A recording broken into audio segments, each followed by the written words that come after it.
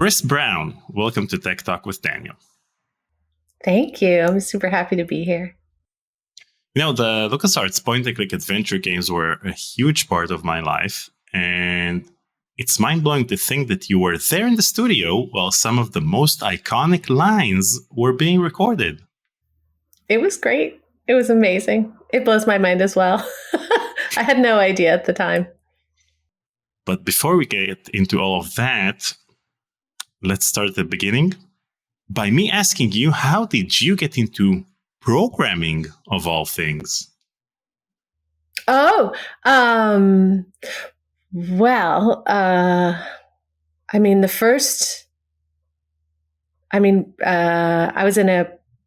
grew up in Marin County, which is north of San Francisco. It's the next county north. At that time, there was a program, sort of a magnet program for kids who were different. It was called the Gifted and Talented Education Program. Like the X-Men. Like the X-Men. Yeah, minus the cool house. If we had the cool house, that would have been better.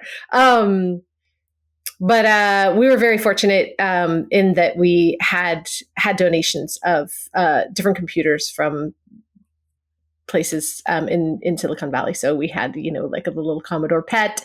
And then I also had like a Timex Sinclair. And my dad was very much an early adopter of any kind of technology. So I was, again, very, very fortunate to have been in a program that had access to technology. And so we learned BASIC, which is not really programming, but, when you're 10, it sure feels like it. So, I would say the very, very first was that. And, we had cassette tapes that we would put them on and, just kind of, it was very exciting when you're 10 to make a computer do something.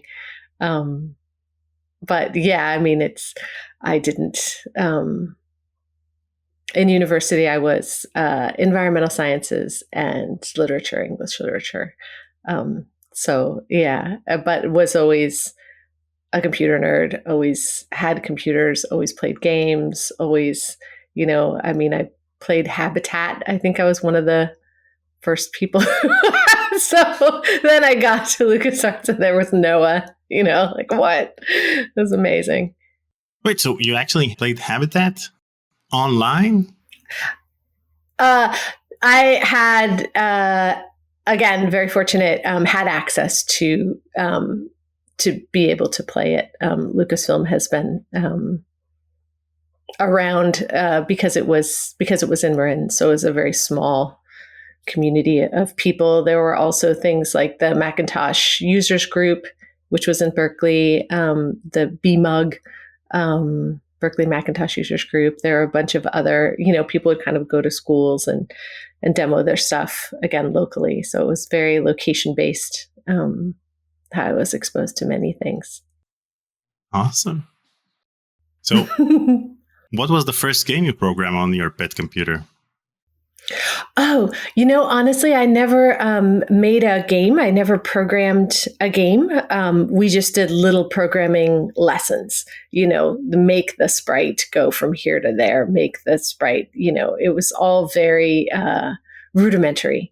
And when I started at LucasArts, at that time it was Lucasfilm Games, in August of 1990, it was to provide technical support to people who didn't understand how computers worked. So I was just there as a temp for 2 weeks. I was taking a break from college, didn't know what it was, what the job was at all. So just, I had an extra 2 weeks. I thought, I'll just temp. You can just go to a temp agency and say, hey, I'm 19. I would like to have a job for 2 weeks and, make $300 or whatever. And they said, computers, great. You can go to this place and you can help people with computers. And I was like, fantastic. I love it. I love to help people. I love computers. When showed up and it was Lucasfilm Games and with David Fox and was there for 2 weeks helping people. And then after 2 weeks, David said, I know you love school, and I know you love the environment, and I know you love literature, but would you consider sticking around? And I kind of did the salary math and the student loan math, and I was like, well, maybe I'll do this for, a year. 33, almost 34 years later. So the interview process was before your temp job or before becoming an employee, a full-time employee? I was very lucky in that I was sent in as a temp, and then after 2 weeks was asked to stay. So it was very kind of through the side door. I don't know if it was timing. I don't know if it was because I got along well with honestly, maybe they just desperately needed some enthusiastic goofball to help people figure out how to move their jumpers on their sound cards. Like it was very, very, I can never thank David Fox enough. I think it maybe freaks him out a little bit. We were in the hallway at GDC at an award ceremony. We're like sitting next to each other, total equals. But I still just look at him, with the big anime eyes and the tears. Because he's, it's just so, so, so grateful. Wait, so if you started in August 1990, then you missed the 30th annual Lucasfilm picnic? Oh, I did not go to the picnic that July. That's correct. Something funny. What is this? That's the Lucasfilm that's picnic. So great.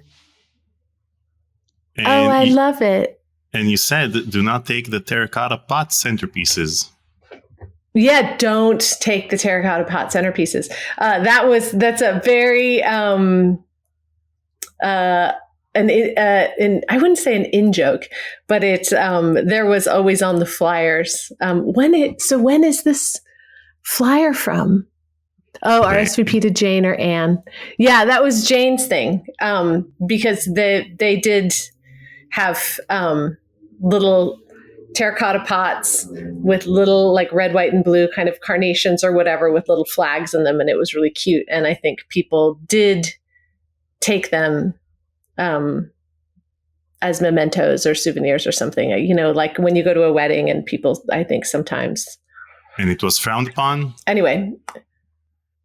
Well, they were intended to be reused every year. It's a sustainability thing. George is amazing and good with sustainability. So it was like, I think it was thoughtful and trying to encourage that practice of not taking things that were disposable just on a momentary whim, but ensuring that things could be reused. But there was, it was a very heavily repeated and important statement that was repeated so often that then it became sort of a joke, I think, amongst the employees. But we did take it seriously. We did not take the terracotta pots. Well done. So what was your first day at LucasArts like? Oh,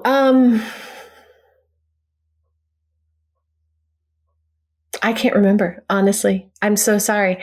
Probably general employment things, paperwork coming in. And I was a temp, so the paperwork had already been done. But coming in and meeting everybody, being shown the technology, being, I had a pretty good base working knowledge of computers and what could go wrong.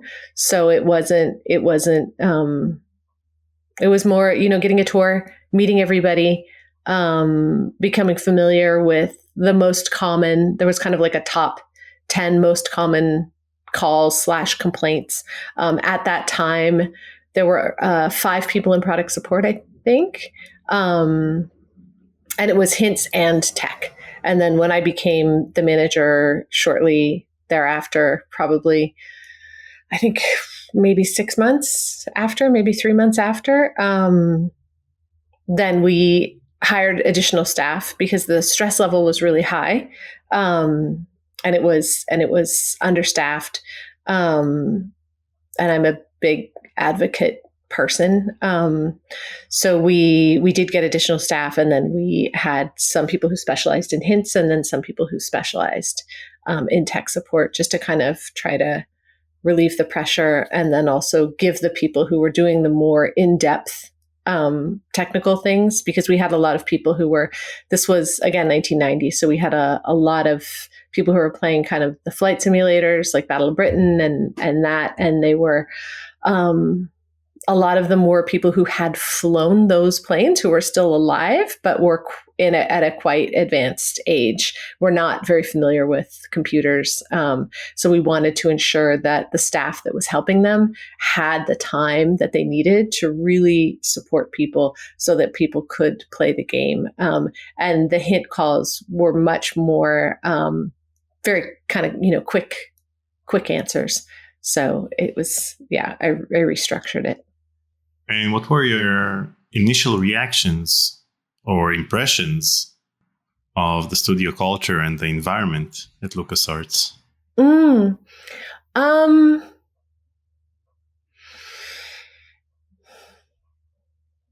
I think I was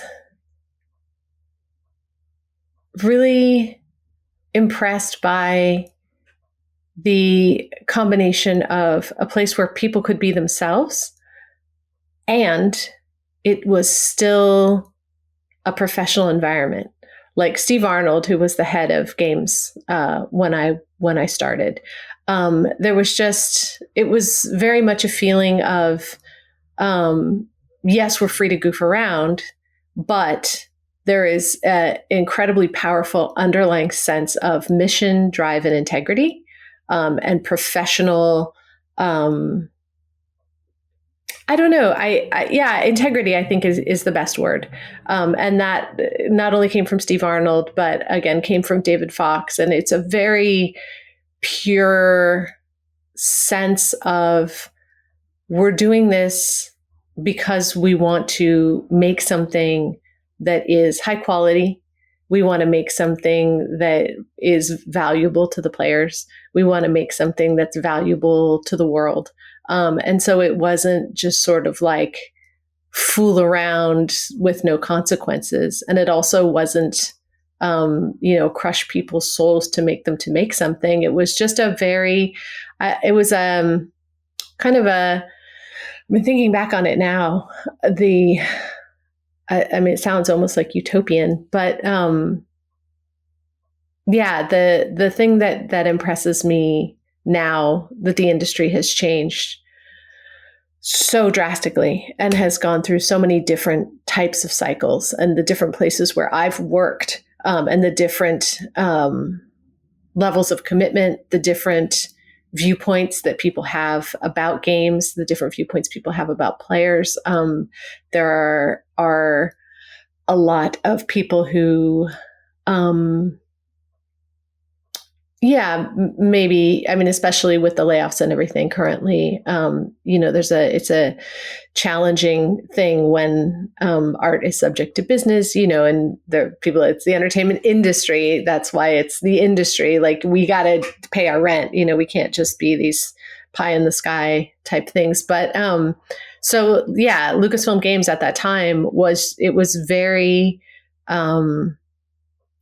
rare in that everyone had a base level of kindness and integrity and commitment to doing something good. And honestly, I think that comes from George. Like I think it comes from the people who were there. Obviously, I mean, you talk to Eric, you talk to Noah. I mean, these people that are like just pure, like through and through. They're 100% just these beautiful souls in the world doing good things, who have incredible integrity. If I called up Eric and said my car broke down, he would drive. He lives about 45 minutes away. He would drive to my house. Like, I haven't seen him in I don't know, 20 years. He would drive to my house to change my tire, and I would do the same thing for him. It's just this base level of kindness. I could, anyway, that's a very long answer, but I could talk about my love and respect for these people for hours. I have all day. Now, as someone who they're great, who worked at the Hintline, were you required to know these games by heart, or did you rely on extensive reference materials to assist you? Oh, no, you had to know them. I mean, there were hint guides. You could look it up, but we didn't want someone to be flipping through pages. Like, that's not the kind of impression that we want to give to people. We want to, if we are Lucasfilm Games, then we are Lucasfilm Games. So what that means is that it's not,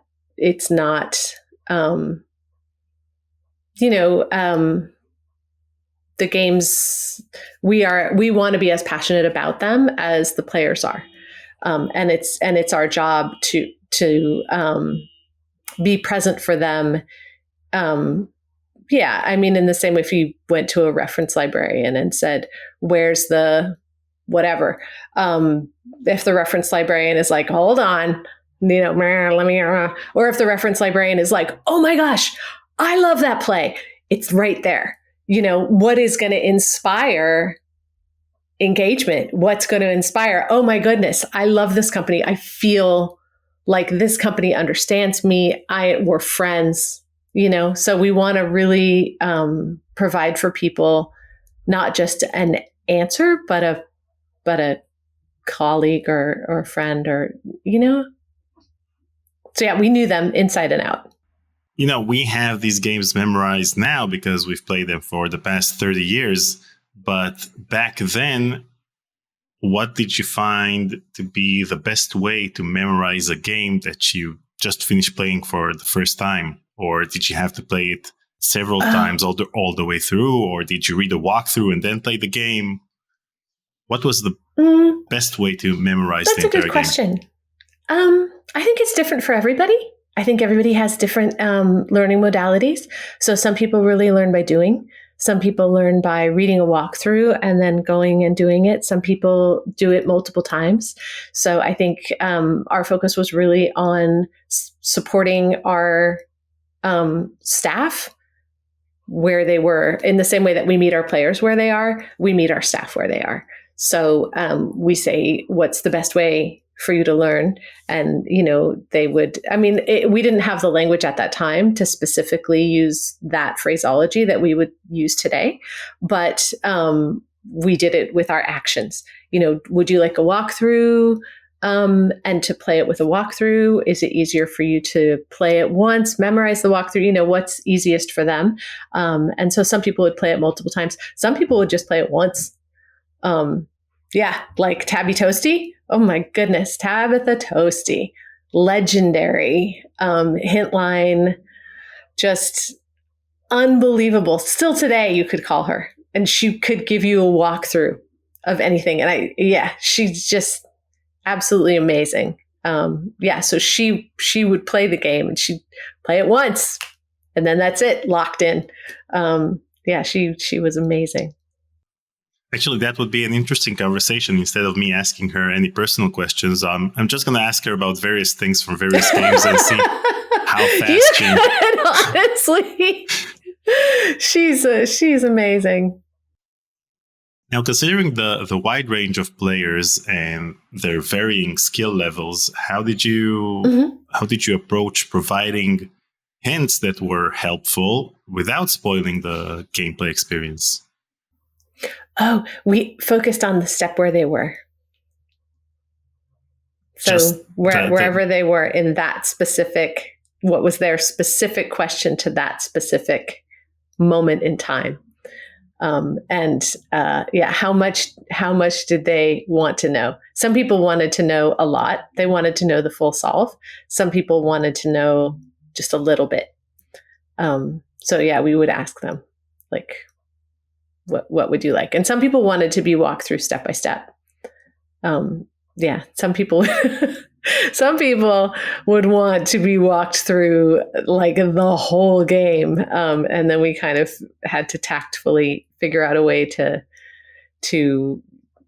get them on their way, and disengage so that we could answer the other calls. Yeah, some people would have been happy to be on the phone for hours. To help them for the entire game in one phone call, like sit through him playing or her playing the entire game. Yes.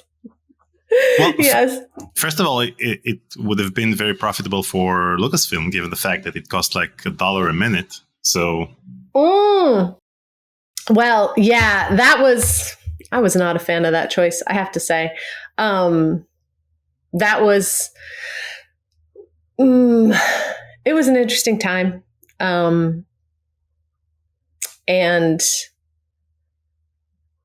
I mean, yeah, there were some management changes, and there were some people who felt that everything should be monetized. So that was after Steve Arnold. Yeah, there were some changes that were made that I didn't agree with, but yeah, it was, as people say, above my pay grade. So I think that the hint line should have been free. But yeah, some people in management positions who were newly arrived felt that the hint line should pay for itself. And I thought, well, isn't customer loyalty enough to pay for itself? Yeah, I had some conversations as the manager of that department that were,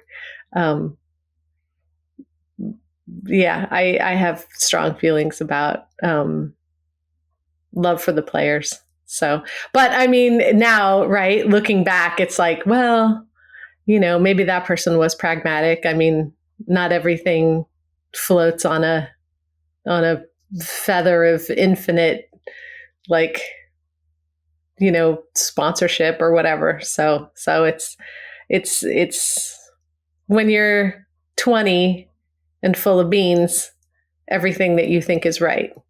And then in retrospect, it's like, oh, okay, well, maybe there's a pragmatism piece there. But yeah, it's I think that it did then eventually, I don't know if it went back to being free or not. I was only there then because I went into the voice department. So yeah, after I left, I think it was short-lived that it cost money. But we still did give hints for free online. So that was great. So if someone would call and say, it stopped, people stopped using the hint line because the internet became readily available for everyone to use. So they would just go online. And prior to that, and prior to the hint line costing money, we had always been on CompuServe and Prodigy and AOL, and we continued to do that. And we continued to, of course, answer letters and replace code wheels and replace lost discs, field requests for disc 22 for the stump joke, all that stuff. So, yeah. So and I don't mean to be a little pill bug about things that I disagreed with. I guess it did kind of, I always feel bad about it. I hate to ask people for money for things, and I hate to charge people money for things. But that's, probably why I don't have a private jet, but that's fine. I'd rather have like integrity and my heart. So, I'm not saying it's either or. You shouldn't feel bad about the hint line costing money, given the fact that at the same time, Sierra had a hint line that cost probably the same amount of money per minute. And they were pretty proud of the fact that their games were impossible and you had to call the hint line. And it was very profitable for them. And in addition to it being profitable, it was a great way to fight piracy, because even people who had a pirated copy of their games, they'd call the hint line or they'd have to buy a hint book. So See, that's a great perspective.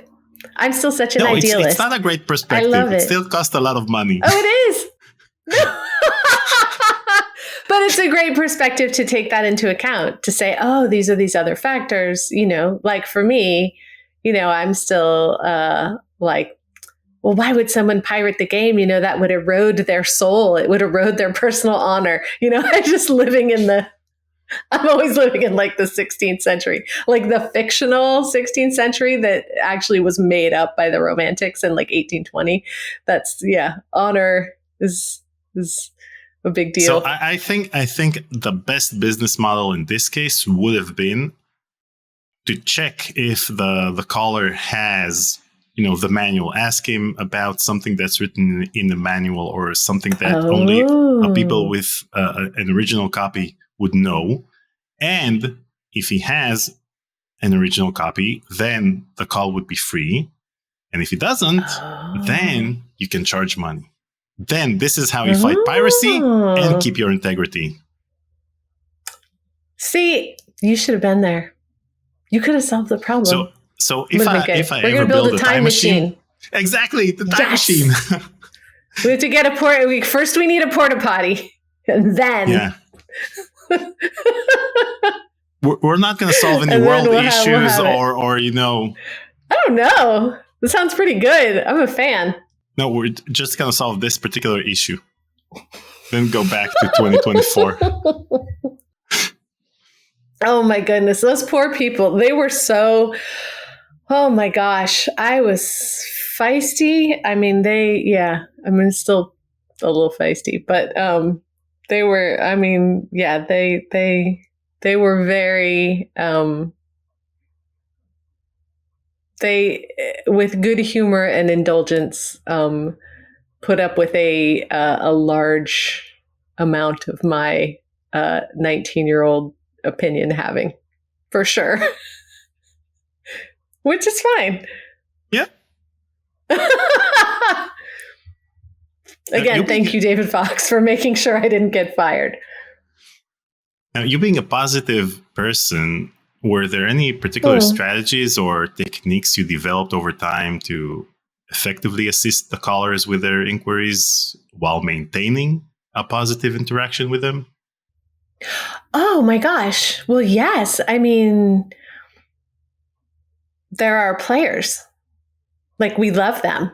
I'm so excited that they're playing our game. The fact that they're playing our game is wonderful. Like, they can call me and yell at me. I don't care. I'm already in love with them. They're playing our game. It's great. I think we always approached our players with an attitude of respect and gratitude. And again, camaraderie. Like, we love our games, they love our games. Awesome. Even with people, there was some guy called, because I was the manager. So when things would escalate, or when people would, become angry, or, if people called and they were yelling right out, whatever, let me transfer you to my manager. And so I spoke with all of the people who were, or, oh my God, like the little kids, like Steven Spielberg's son, Max, who's now an adult, who I ended up having a drink with in a bar when I was the manager of the narrative talent group at Ubisoft, I'm like, okay, I'm not going to say that I remember talking to you when you were 4, but in my heart, I was like, oh my goodness, and of course he's brilliant and amazing and doing incredible things. Wait, how did you know it was him? Did he introduce himself when he called the hint line? I think that Steven's assistant let us know. I think it came through. It may have come through the switchboard. Like, it may have come through Jane Bay's office. It may have come through like George's office, down to us. But yeah, we would have so people who were what? I'm like, oh, did you had a look on your face? Did you have an additional follow-up? Okay. The additional follow-up was, did you charge Steven Spielberg $1 a minute for that conversation with his son? No, absolutely not. No. By the time it escalated, I would call them back often because they shouldn't be, if they're angry, it's just not, we're going to call them back. But what? Oh, I was going to say, yeah, there was a guy, Loom was our easiest game. And there was a guy who, and he was so mad. He was so angry. He just didn't know what to do.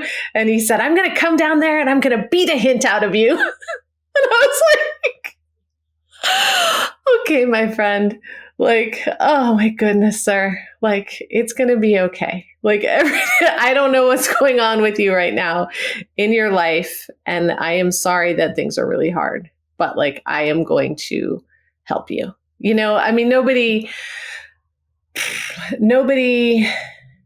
behaves in that manner if they don't have something else going on. The problem isn't Loom.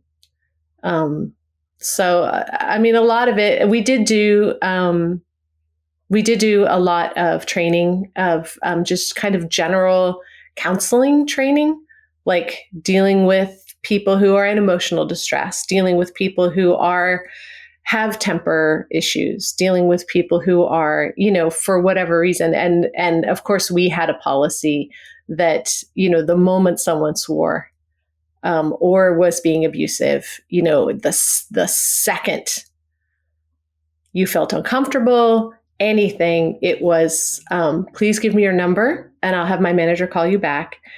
Or if someone swore or made a threat or whatever, I'm very, very sorry. Even if they were just going off, we would speak over them, just bring the energy down. And I'm very sorry to hear that you're so upset. I'm unable to continue this conversation in this manner. Thank you very much for calling us. Goodbye. Click. And that's it. Because, yeah, I mean, there are difficult situations where people's, again, responses have nothing to do with the game, have nothing to do with Lucasfilm, have nothing to do with anything other than their own pain. And that's tragic. And there are support services for those people. And that was outside the realm of, obviously, our area of practice. So. You already told me the Loom story, but I already had a question lined up about it. And my question was, what part of the game could evoke such intense emotions in someone that he might resort to calling and threatening you? I'm not certain, honestly. You know what? I don't even remember where they were stuck. I think they were stuck on one of the musical, doing it in the right time. And maybe they just didn't have an ear for it. I don't know.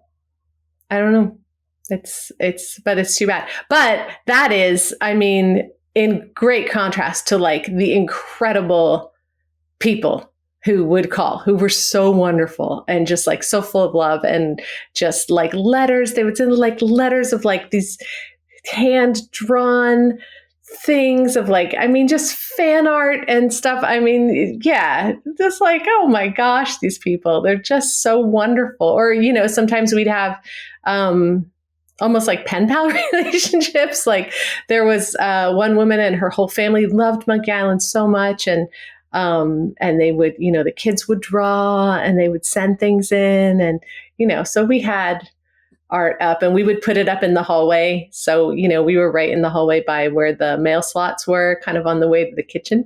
So yeah. And that, I mean, it's great. It's amazing for people to see the impact because, things weren't as online as they are today. So for people to see like, oh my gosh, someone drew a picture, for Steve Purcell to see, oh, someone drew this picture of Guybrush or whatever, for Ron to see it. I mean, it's wonderful. And I think it's really important for the creators to understand the positive impact that their work has on people's lives.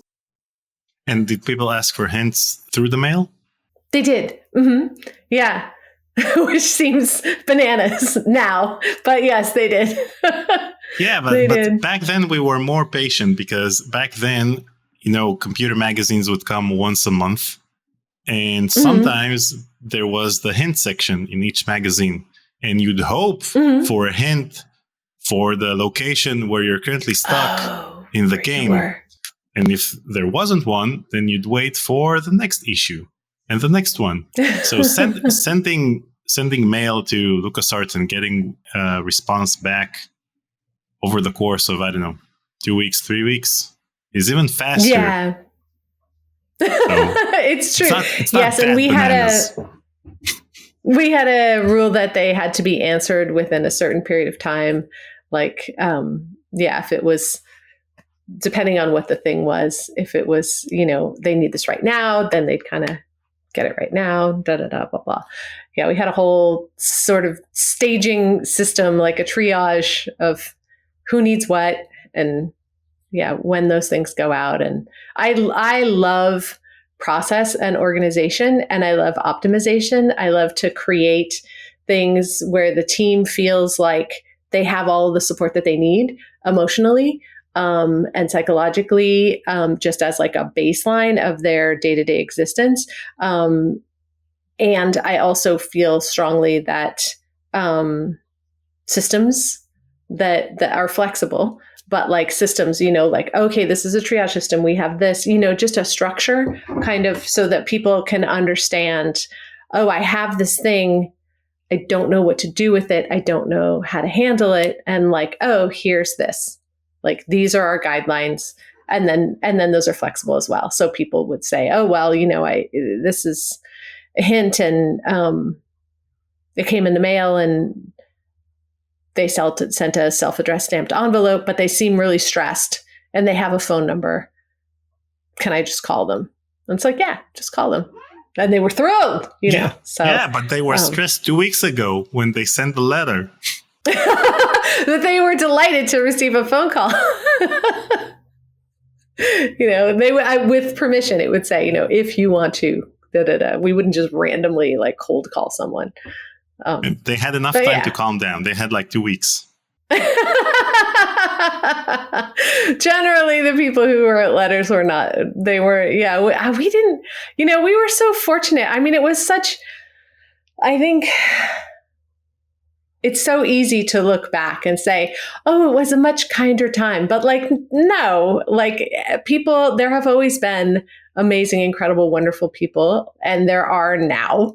And there have always been crabby pants people with bad ideas, and there are now. So, it's easy for me to say like, oh, how wonderful it was that everyone was so kind, blah, blah, blah.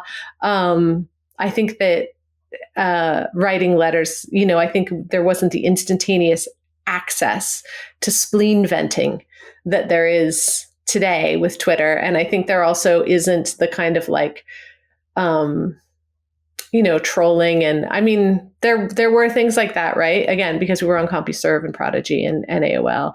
But there wasn't that sort of like, negative trolling to try to get votes, where people sort of farm strife because what matters is engagement. That's one thing that's very different. So we were fortunate in that we didn't have to deal with that type of like meta layer engagement farming, rage bait kind of just strangeness that exists today. But I do still think that most people on Earth are nice and just want, and I mean, of course, I'm in a house, I'm comfortable, it's warm, so I understand that I am speaking from a place of immense privilege when I say that. That's a very almost obnoxious viewpoint to state without taking into consideration that viewpoint is entirely based on the circumstances, very, very lucky circumstances of my birth. And, but all of that said, all of those caveats, generally the people that I encounter and have encountered for all of these years, even when they're furious about something, like the Gamergate people who are so mad, or the people who are mad today about Sweet Baby, or, whatever people are angry about. You have a conversation, unpeel whatever the layers are, and that pain is always, most often, healable, and there's always an opportunity for a connection and a greater communion between fellow beings. Yeah. No, that's a great way to look at the world. That's a very optimistic outlook, if you ask me.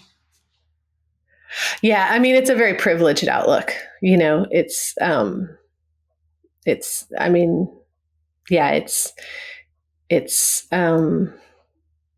I hope that we will eventually live in a world where everyone has enough food and housing and everything that they need, so that people can feel optimistic. And it's also, it's very much, I grew up in Marin. It was very, the 60s, and it's a land of optimism, because I didn't have to.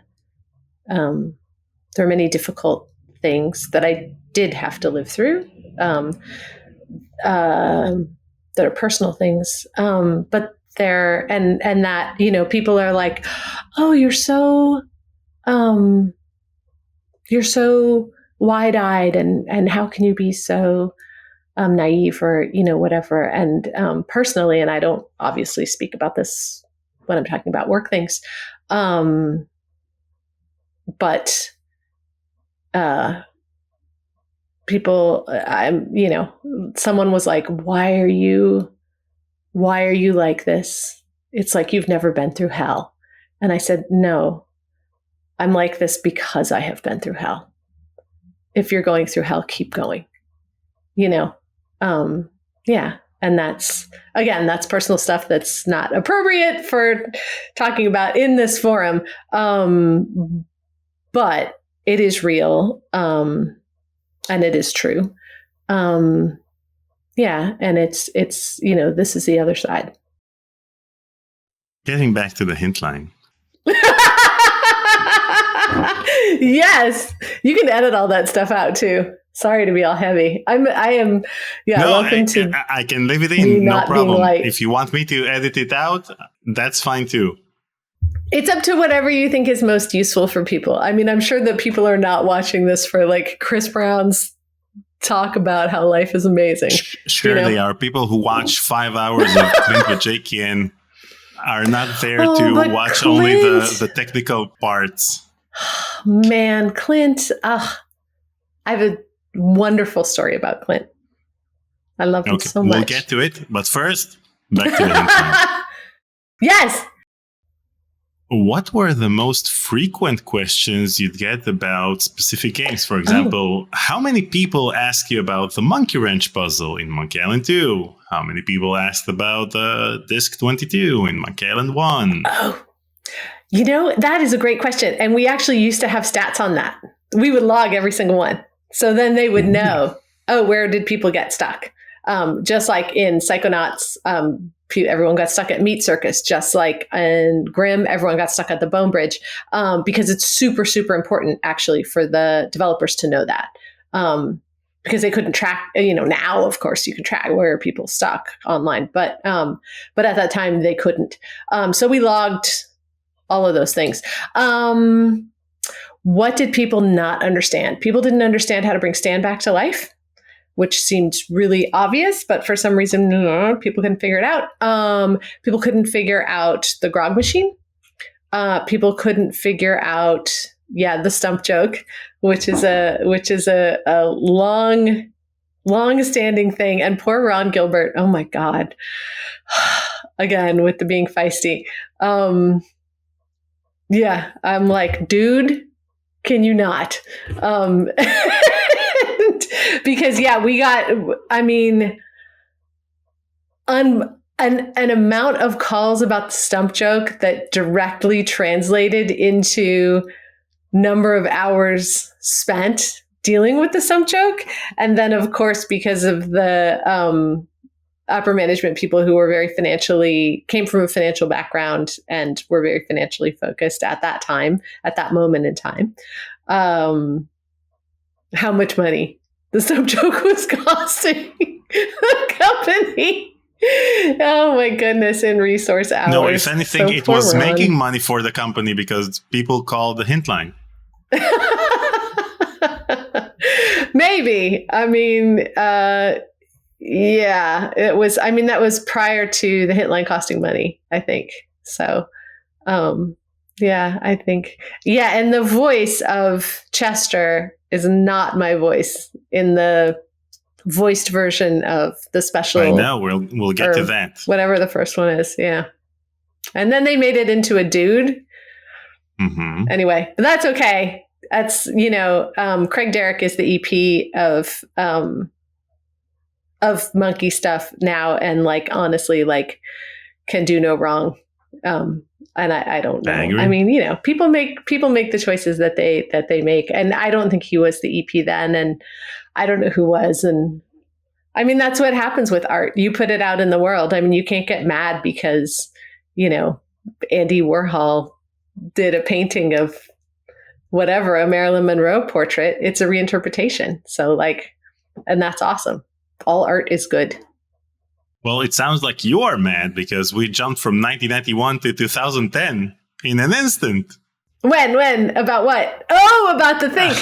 Well, no, it's just, we were just talking about Chester and the hint line and being nice to people. Yeah, we always want to be nice to people. Okay, so now we move on to your first game credit, which is on Monkey Island 2 LeChuck's Revenge, where you're credited for additional testing and introducing as Chester. Yes. So first of all, about the testing part, were you accredited as a playtester because you played through the game as your role in the hint line, or you were a playtester as a playtester to find bugs in the game? Both. So I was in my role as the head of Prod Sup, playing through to see is not only playing through to find bugs, of course, but also it's almost like an early version of being a sensitivity reader to a certain extent. Is this going to, where are the players going to have trouble? Are they going to have trouble? Is there anything that's going to make anybody freak out about anything? Because of having that on the ground knowledge of what player experience is.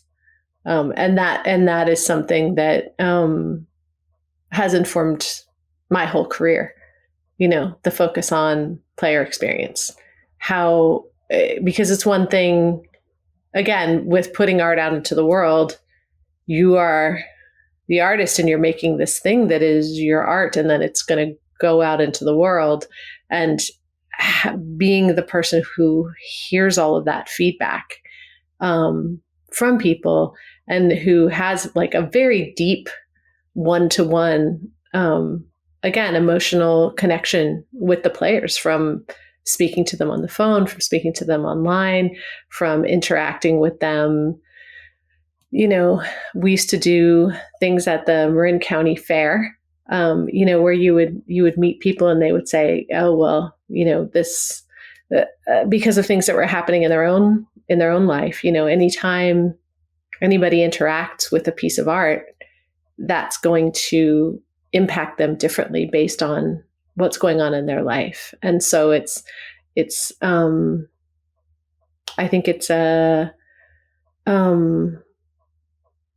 it's not being cartilage and not being an interpreter, but it's, in my work as a casting director, as a voice director, as someone who is reading the scripts that we're going to record, early on, and doing all of that.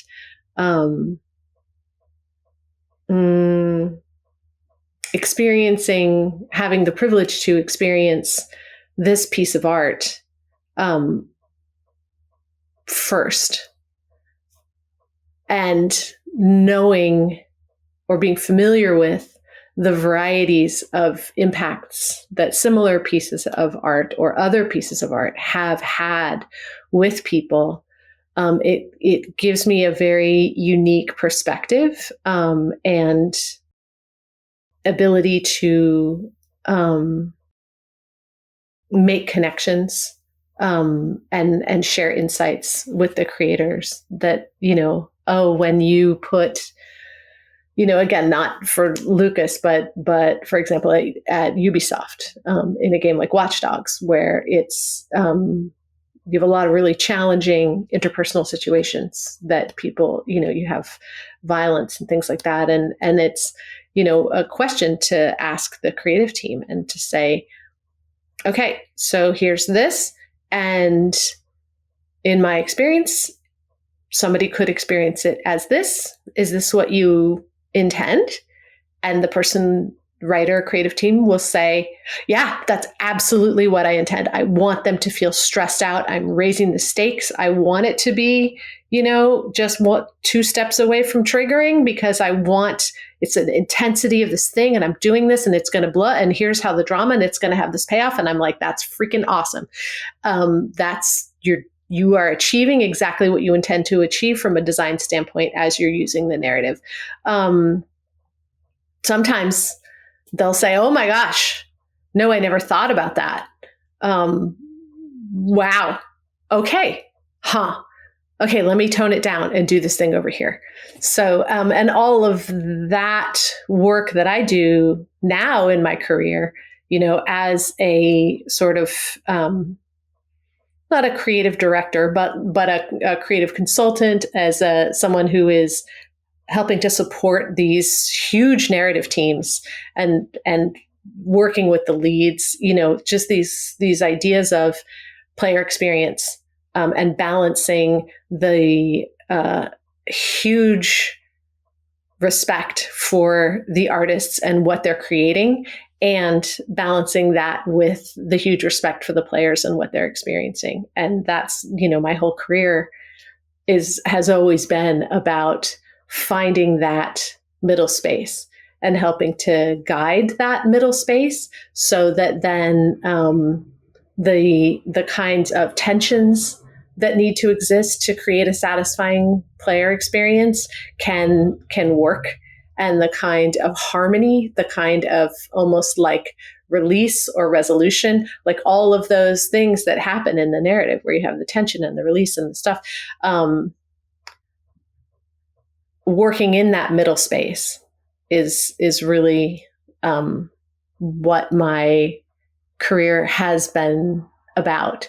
And it is heavily founded in my first experiences working in games, having that direct emotional moment with players, even in something as simple as I can't figure out how to bring Stan back to life or something like that. So it's a fantastic question, because it is, sometimes this is very much like almost a retrospective conversation. And I think it's,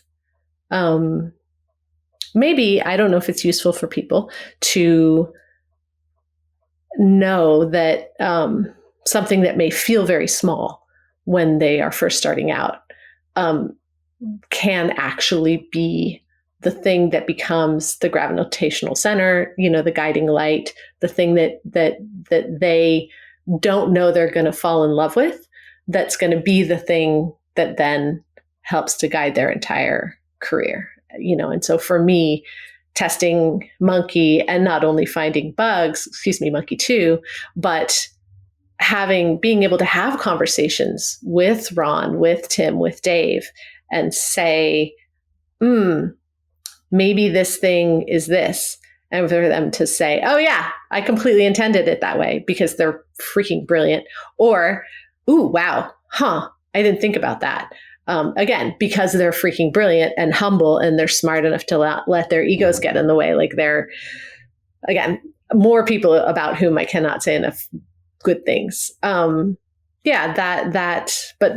being able to sort of create that middle space, and have conversations, so that then you don't nowadays, send a $50-100 million game out into the world and then feel surprised by, oh, wow, well, geez, we didn't see that coming, And so like nowadays, what I'm doing is supporting that thoughtfulness and supporting the teams having that thoughtfulness. But it's all based in being 20, sitting in a dark room at 2:00 in the morning, eating, pretty bad pizza. So. So what you're saying is that you're a playtester on Monkey Island 2, and you played through the Monkey Wrench puzzle, and you said to yourself, hey, this is a fair puzzle. Players will love it. Honestly, I don't remember the Monkey Wrench puzzle. Isn't that terrible? So I obviously need to go back and play the game again. So the thing is, you have a monkey in your inventory, and there's a water pump, and the puzzle is that you need to realize that you can use the monkey as a wrench because it's a monkey wrench. Now, Now, given that monkey wrench is called a monkey wrench in the US, that didn't translate well in other languages, or even, in the UK, it's not called a monkey wrench. So, oh no, what happened? What happened? People have been talking about this puzzle for 30 years, and about the oh my goodness, really? Yeah. Oh golly. Well, I recommend talking to Lisa Starr, who is wonderful. And she was the key person who did the localization. And I think that would make her laugh very much. She's such a lovely human being. She's such a good person. I wonder if she knows that. She would laugh. Not in a malicious way. She would laugh because she would think it was kooky. I think that even Ron has talked about it publicly over the years. Oh, that's great. So it's one of those puzzles. The second notorious puzzle is in Day of the Tentacle, you need to wash the carriage in order to make it rain, because Dave Grossman said that his father told him that if you want to make it rain, then wash your car and then it would rain immediately afterwards. True. Yeah, but again, we don't know what Dave's father told him. It's true, and that might be a very United States joke. Just like Monkey Wrench. Yeah, I don't know. That might even be a California joke. Yeah, I'm not sure. It does seem to be in California. You are supposed to notice that the Monkey Wrench is a problem. As a playtester, I blame you. Oh, well, you start that's okay. shifting the blame to Lisa Starr. You can blame me. That's totally valid. I accept your blame. Yeah. Sorry. No. It's a great puzzle, and at that point in time, I didn't know English well enough to realize that it's supposed to be something that I need to understand by looking at the inventory and understanding what a monkey wrench is. So at that point in time, what I did was just try everything in my inventory with everything on screen. And it worked. So for me, the monkey wrench puzzle was just another puzzle in a list of puzzles I didn't understand at the time, because English is not my first language. That's so rough. Yeah, it's really hard. I mean, it's really, at that time, there was localization, which is, translation, but acculturation.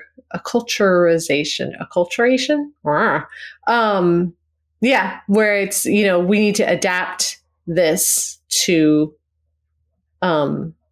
ensure that it works for everybody. And there just wasn't, again, the world was not as close as it is now, because now we're much more, I think, thoughtful about the global reach of every product and what that is going to mean in different cultures. So in that way, I mean, I'm sorry that sucked and was confusing at that time. And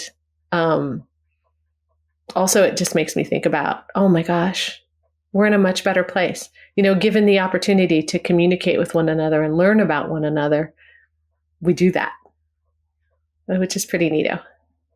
Well, Loom was the only game that was translated to Hebrew. So all of the games I played as a kid were in English. So that was a great way to learn English. So the reason I know English is because Monkey Island 2 was in English and not in Hebrew. Oh my goodness. For example, I learned the word picturesque from Monkey Island 2 because back then. Oh, really? Yeah. That's so neato. So I know there are so many words that I know the origin of me knowing them by remembering which game I encountered these particular words in. Oh, really? Oh my gosh. So when Guybrush looks at the waterfall, that's so neato. At the waterfall with the water pump and the monkey wrench puzzle. So if you look at the waterfall, then he says that it's picturesque. And so I opened the dictionary and looked up the word picturesque. And now I know the word picturesque. Oh my gosh. That's so cool. I'm like, what a cool kid you were. Like, that's awesome. To do that, to have that natural curiosity. It's wonderful. Back to Monkey Island 2. When were you informed that you were a character in this game? I don't remember. That's the little picture is based on, they would have like drawing nights. And so they had like caricature drawing night. And I think that was a caricature that Larry Ahern drew. And then it became the art. This is making me realize how much I do not remember. I don't remember. I do not know. I don't know. It was a tiny. Were you thrilled that you are a part of the game? Oh, of course. Oh my goodness. Yeah, absolutely. I mean, I'm sure that Ron asked. I'm sure that he said, "Hey, we were thinking of blah blah blah," and I said, "Yeah." Because he's not. I mean, they're such an amazing group of humans. Like, they're 100% like collaboration and consent based. So I'm sure that they just thought it was a funny idea to do that, and then they. I'm sure he must have said, "Hey, we're thinking of this," and I said, "Yay!" Do you still get royalties from them using your likeness? No. Oh my goodness. No, it's a buyout. That's the contract you signed. So in 1992, you made the shift to the voice department, and one of the first test recordings in the newly developed voice department was of Noah Falstein as Bobbin in Loom. Yes. Yeah, Noah says he doesn't remember it. And I think Eric says that he thinks it's it. So maybe it's a faulty memory. But I'm pretty sure that it was Noah as Bobbin. Okay. Did Noah say that he remembered it? No, he didn't. I know this from a previous interview of yours. I'm pretty sure that it was him. And then I think we were chatting somewhere about something, and I'm not sure. Maybe I'm misremembering. But I thought that it was Noah. Could have been Eric. I don't know. Yeah, who knows? You have to go into the archives and find those. You need to find the FM Towns version of Loom. But the sample code, I think, oh my gosh. There was a guy who worked on FM Towns. I don't even know the answer to that question. Probably Eric. He knows everything. Oh, let's check it out. Now I need to know the answer. Yeah, it's, I was pretty sure that it was Noah as Bobbin, and I think that I did say that. Yeah, I'm sure. I mean, if you researched it, I'm sure that I did say that somewhere at some point. And then I think that you can ping Eric on like Facebook chat or something. So the FM Towns lead tester was John Van, and it was created by James Laderman and Jen Sword and Sean Clark. Oh, Jen! Oh my goodness, that's awesome.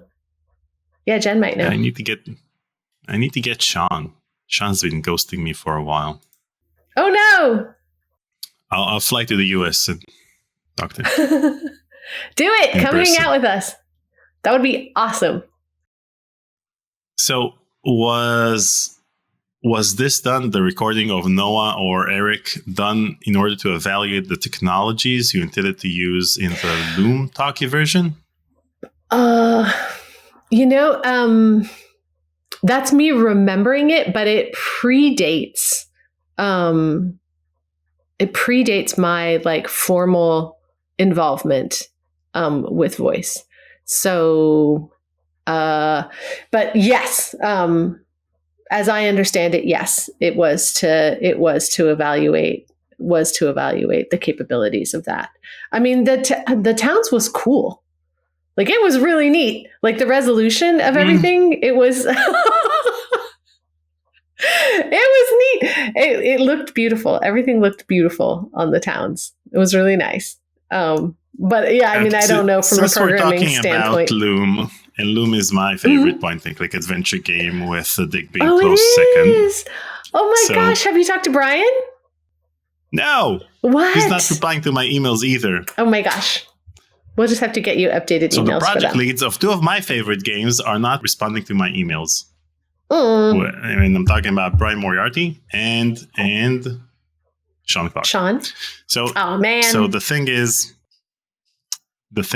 with Loom is that Brian Moriarty in his 2015 GDC talk, which was yesterday, 9 years ago, on March 6th, at 2015. Oh my God, what is time? He said that he considers the EGA version the definitive version. And the reason for that is the fact that while you guys were testing technologies to use for the Loom Talkie edition, you didn't use the digitized sounds or sound files like used in later games. You used the CD audio. CD audio, you recorded it as tracks. I mean, if you put the Loom CD in your stereo system, you could hear all of the sentences, all of the lines that were recorded for the game itself. Now, the thing is, since CD audio is very limited, because you have like 60 minutes or so, and Loom had tons of dialogue, they had to truncate a lot of that dialogue. So it has like half the script or even less because it had to fit on the CD audio. So that's the reason why Brian Moriarty doesn't consider the VGA version the definitive version, because you have half the script and the fact that the EGA version seems more atmospheric, while the VGA version was there just to showcase. We got 256 colors. Look at all of them in every screen. When the EGA version was more... It was very pretty. Yeah, it was gloomy and bluish. That's completely valid. Yeah, as the creator, yeah, to lose half the script has got to be pretty grim. So that's Grim Fandango. And Grim Fandango is so good. And we're going to talk about it in a sec. Okay. So, still 1992, you're credited as product support supervisor on Indiana Jones and the Fate of Atlantis. Now, I presume that you knew this game by heart as well. Did you know all of the three paths by heart? Yes. Wow. Well played. Yeah, you have to. That's the only question I had. Oh, yeah, you have to. I mean, that's the way. I mean, it's, my goodness. It's, yeah, you gotta know them all. Now, still in 1992, In addition to your memory of Noah Falstein voicing Bobbin, which may or may not be true, in June 1992, Eric Wilmunder worked on some in-game voice tests in which he created a short demo based on Monkey Island 2, on the scene in which Rapscallion is resurrected. And did you take part in the creation of that demo? No, that was all. There was a woman who had worked in radio. And so she had broadcast radio experience. And so was doing all that stuff. And so that was that was sort of like, in the very, very early. So my first official, I think my first official credit in voice might be on Sam & Max. It might be on Day of the Tentacle. I don't honestly remember. We'll talk about both of them in a sec. Have you ever seen that demo? I have not. No. I mean, I shouldn't, honestly, I say that I haven't, but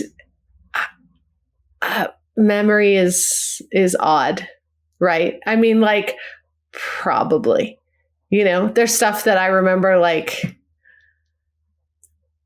that is completely irrelevant. Like James Wood had a piece of the Berlin Wall on his desk. But do I remember listening to Eric Wilmunder's voice? No, maybe. I don't know. Well, we'll soon find out. Is this it? Oh, yeah.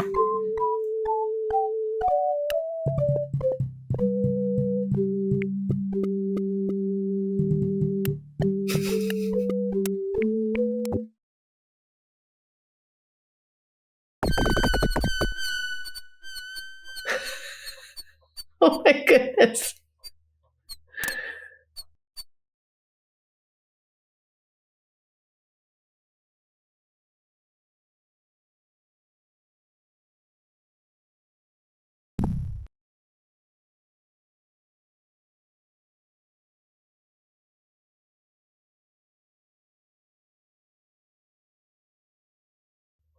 Oh, I think I said bring Stan back to life. Whoops.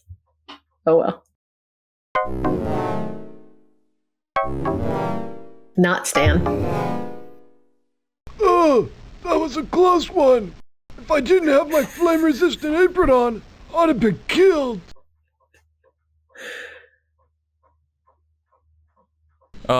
Where exactly did you buy that apron, Rap? Stan's previously owned restaurant supply. What do you ask? Look, Rap, you're dead. What? You're 2 weeks past the expiration date. I'm dead?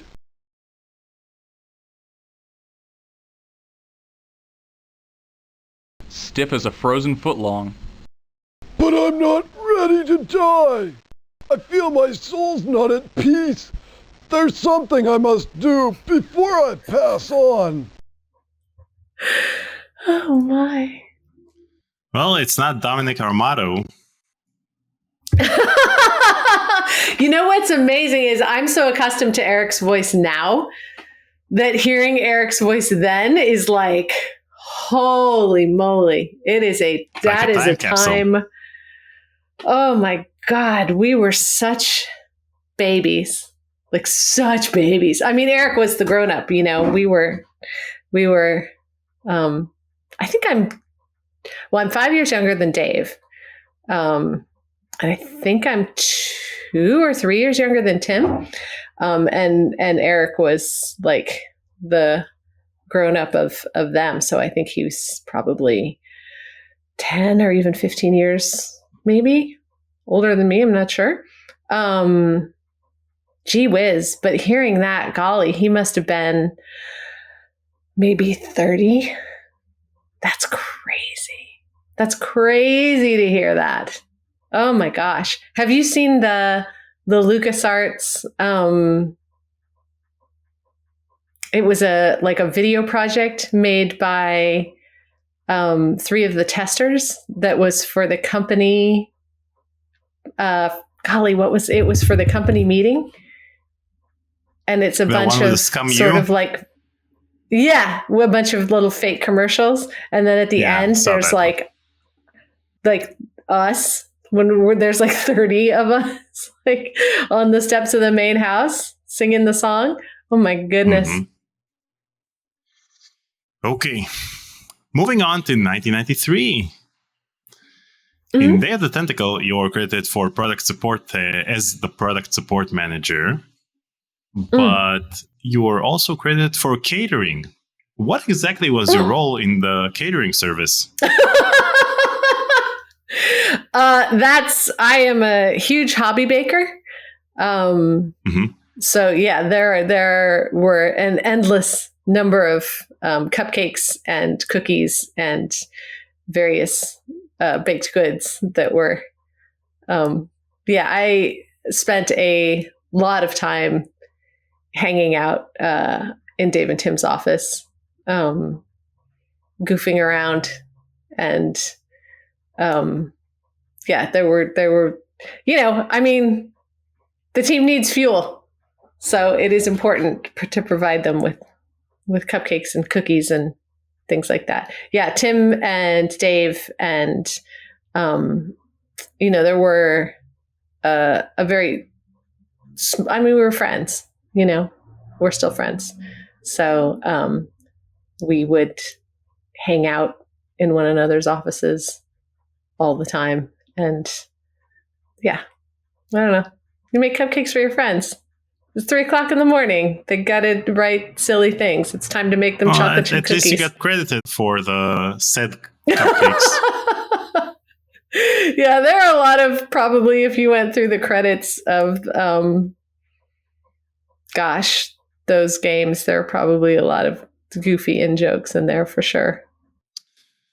Now, still in 1993, 7 Max Hit the Road was released, where you actually worked in the voice department. So what was the casting process for 7 Max like? Oh, it was great. I mean, it was the classic casting process that we did at that time, which is on cassettes. So based on cassettes. So we wrote up character descriptions. Here's the art. Here's some lines. Here's a description of who they are. Sent it out to the agents. And then the agents would send cassette tapes back to us with sometimes we would get multiple cassette tapes like from an agency, and the thing that's just nuts is a lot of those people, like Sandy Schnarr, she used to have her agency, Sandy Schnarr Talent, and I still work with her. Like, I'm emailing her about booking her talent. Like, what is today? Thursday? I sent her an email like on Monday. Like these people are just these incredible women, like these powerhouses. Well, and not just women. Like there's Dean Panaro as well, who now runs Dean Panaro Talent. Arlene Thornton, Kathy Lizio at CESD. Like there's all of these people who have been through this, and they were established before I, 22, started calling them and not knowing the difference between a hold and a book, and making all kinds of mistakes, and they're helping to guide me. And so we would send things out via FedEx. Like FedEx was, I think I was like 25 and I'm like, oh my God, if I ever have a child, I'm going to name it FedEx. Because at that time, like FedEx was great. Like FedEx was the best. It was perfect. Everything was always perfect. It was super well organized. It was so reliable and just absolutely incredible. It was the tippy top. So yeah, everything. FedEx. So we would make the casting packages, FedEx them out to the agents, and then the agents would have them for, some period of time. They would have the booth directors come into the agencies. They would have the talent come into the agencies and work with the booth directors to do all of these auditions. Then they would put them all onto a tape. Or again, sometimes if someone couldn't come into the agency and they had a home booth, which was very, very rare at that time, everyone would always come into the agency. But, sometimes we'd get a supplemental individual audition. And then we had like a boombox kind of thing, like a double boombox. So we'd go through and, okay, here's all the auditions from this agency for Max. Listen to them all. Excuse me. And then whatever I liked or we liked, I'd then dub onto a tape. So it's, the same thing that I do now, which is just get a massive volume of auditions, listen to them all, and then make like a top 10 for the client. But we just did it on tape and via FedEx instead of via the internet. And it took forever. Now it takes, it's still a long process. I feel like it's a responsibility to ensure that I give a fair hearing to all of the auditions. So it does still take quite a bit of time. But at that time, listening on tape and then going back and just the mechanics of dubbing it. And then we would sit in the office with the project leaders, with Mike, with Sean, and ka-chunk. Okay, what do you think of this? A ka-chunk, and we'll stop it. What do you think of this? And take notes, and then get callbacks if we wanted callbacks. So have someone do a second read with notes, and then we would book them in the studio. And it was Mike and Sean are hilarious. Like they're so funny, and with Steve, of course, like critically important for Steve. He created them. So yeah. And then we ended up with Bill Farmer. Was it more difficult to cast Sam and Max given the fact that they were already established characters at that point? No, they hadn't ever been established with voices previously. Mm-hmm. So it wasn't, I think that Steve definitely had an idea of what they sounded like, for sure, of course, in his imagination, and in his mind, but I don't think that it was particularly difficult, like in the same way that when you're doing a recast and you have to be concerned about, how are the fans going to respond to this? Or, how are the creators certainly going to respond to this? But no, it was great. It was harder, much, much harder to find Max, because Max is, right. Sam's the straight guy. And Max is, just like a little jumping id. So, and it's hard because you want someone who can really get that balance between mirth and danger. He's a very puckish creature, Max. And I think that you needed a talent who understood how to ride that edge of, I'm appealing and lovable and self-aware, and also, just a little bit dangerous, a little bit, he's like a little chaos god, like a little Loki, like he's, but then with the endearing mirth. And that's the magic of Steve, is that, there are many, many, many magics of Steve, but it always somehow remains grounded in a level of humaneness, or it always comes back to the thing that is inexplicably heartwarming, which I think would make Steve barf if he heard me say that, but it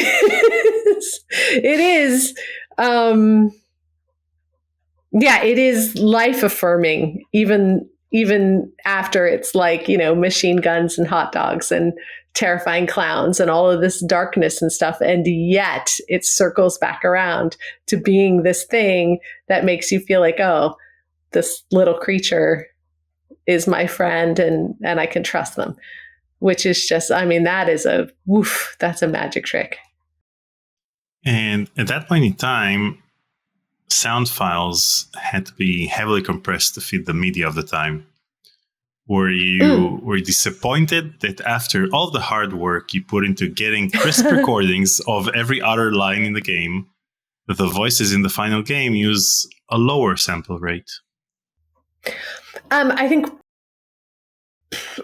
that we were just happy to have voice in the game. I mean, of course, you know, it's always a bummer to have lower fidelity than you would like. But it's,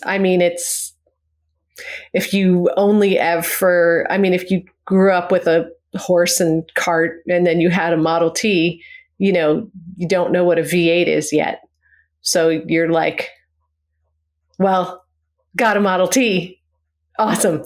You know, it's, of course, like, yes, if we could have it be, you know, film quality or even television quality, yeah, of course we would have liked that. And it's not great to hear it at a lower resolution, but it's better than not having voice in the game at all. And speaking of words I learned from adventure games, one of the lines I heard uttered so many times in the game is Sam saying, "This is a completely unusable thingamabob," when you try something from your inventory on something else on screen, which was a pretty popular thing I did back in the day, like most adventure game players. So that's where I learned the word thingamabob. Oh, that's excellent. And that's Bill Farmer, who is wonderful and went on to become the voice of Goofy and went on to become like all of these things. And we were so, oh my gosh, some of the people that we cast in those early games, because we fell in love with their voices and fell in love with who they were. And then they went on to just be so well known and so iconic. And working with Bill was just wonderful. I mean, he is the warmest, just what a good guy, you know? You're like, oh my God, like what a good, deeply good person.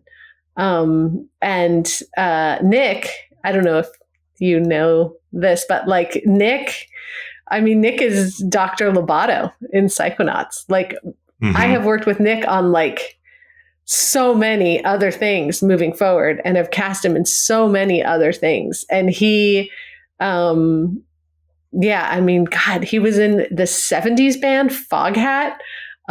He lives in Iceland. I hope I'm not doxing him now. And yeah, does comedy, plays music. He's just, and he has, he talk about like, he's got this strong spirit, you know, of like Max, doesn't put up with injustice. And it has a very strong sense of what is right and what is wrong. And it's just great to have had that kind of almost lifelong now working relationship with him, and to you know, there's aspects in people that are always true in the characters that they play. And do you guys sometimes reminisce about the Sam and Max recording sessions? No, I think we don't remember them, to be honest. We were at this studio on Hollywood Boulevard that was called Room 222, and there were like cracks in the walls, and it was, voice was not the beloved expense. I'm like realizing now, like, I always worked in departments that were not the beloved expense, but that's okay.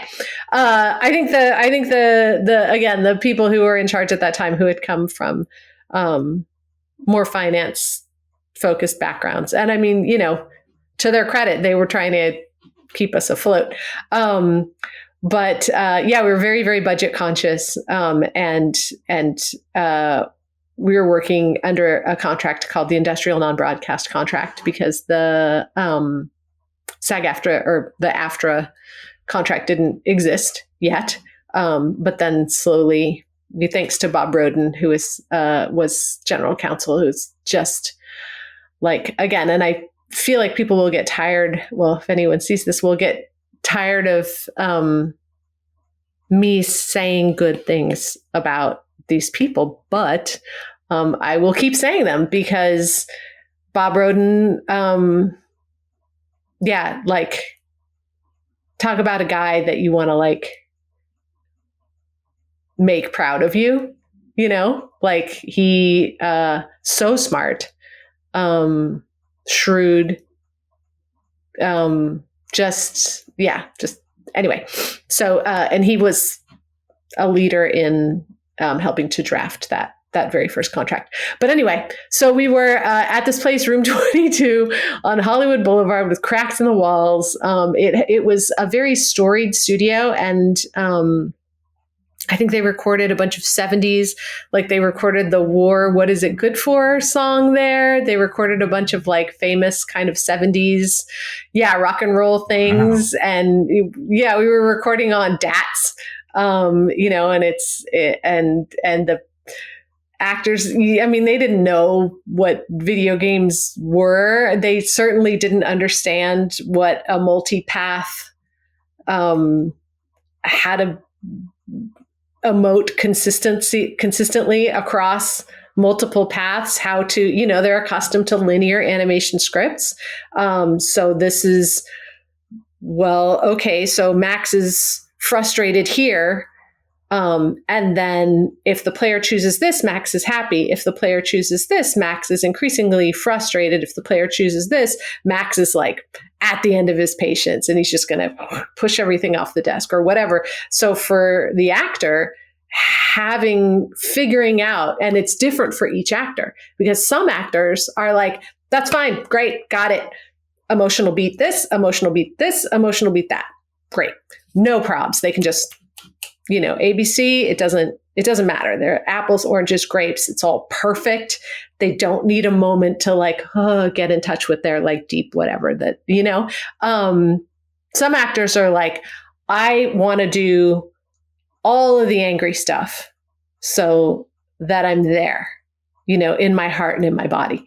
And then I want to do all of the laughter stuff. And then I want to do all of and so because our scripts are on paper. So keeping track of not only who was in the studio at that time that corresponded to the DAT tape that we were recording with these different sessions. And it was, there were a lot of logistics in script planning, scheduling, and then taking all the notes for editorial, because then we took all those tapes back and then I did all the editorial. So it was just me. So I cut every single line. So we take the DAT, load it into the computer, cut it at that time on something called Sound Designer, which then went on to become Pro Tools. And then is there a mistake? Is there a flub? Do we need to change the word? What happened here? And just going in and like getting whatever the little phoneme is to make it right, or to, if the emotional note wasn't 100% perfect, making sure that I would paste takes together. So then it was exactly the way that I wanted it to be.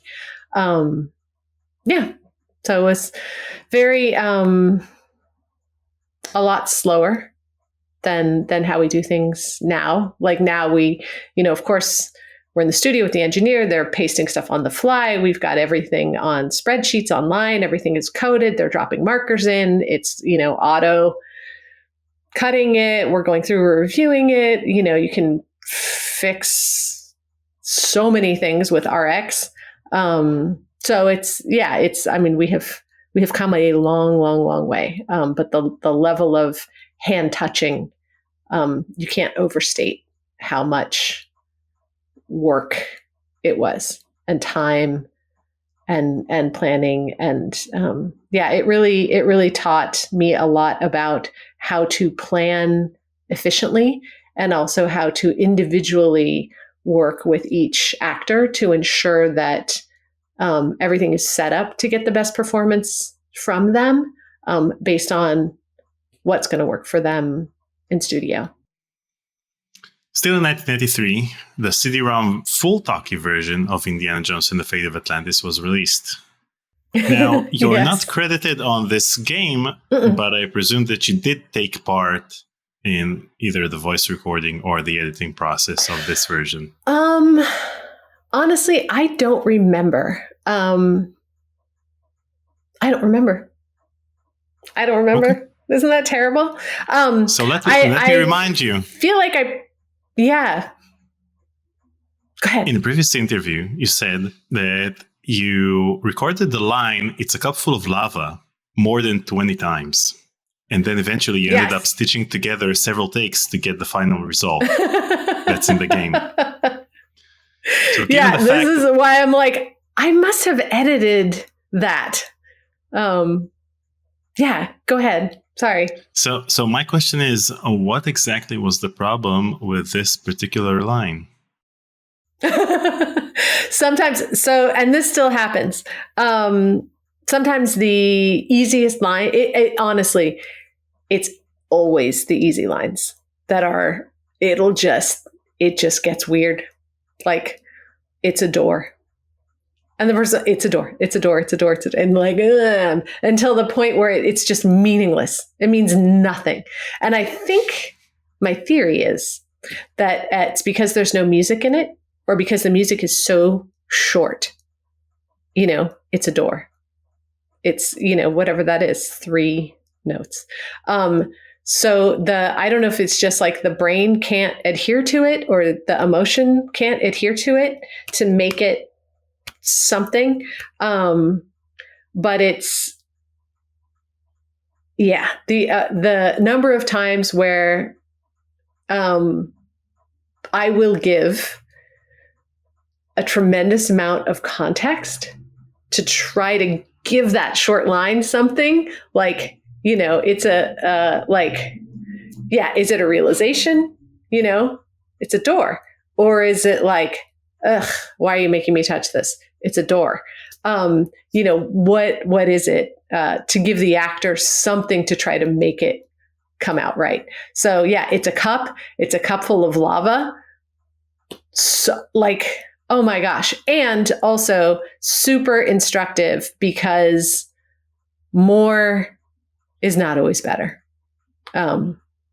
So sometimes, you abandon, like, if you do it 6 times or 9 times, move on, come back to it later.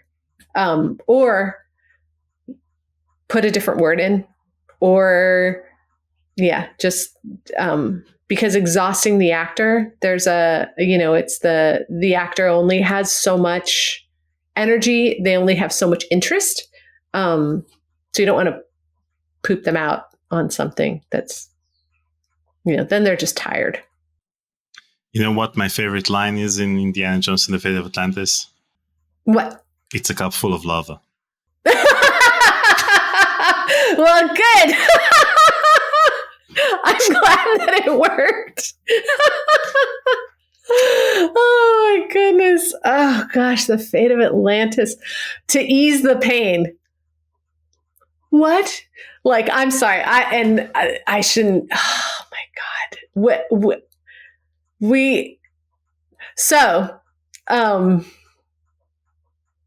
Tabby Toasty, who I love so much.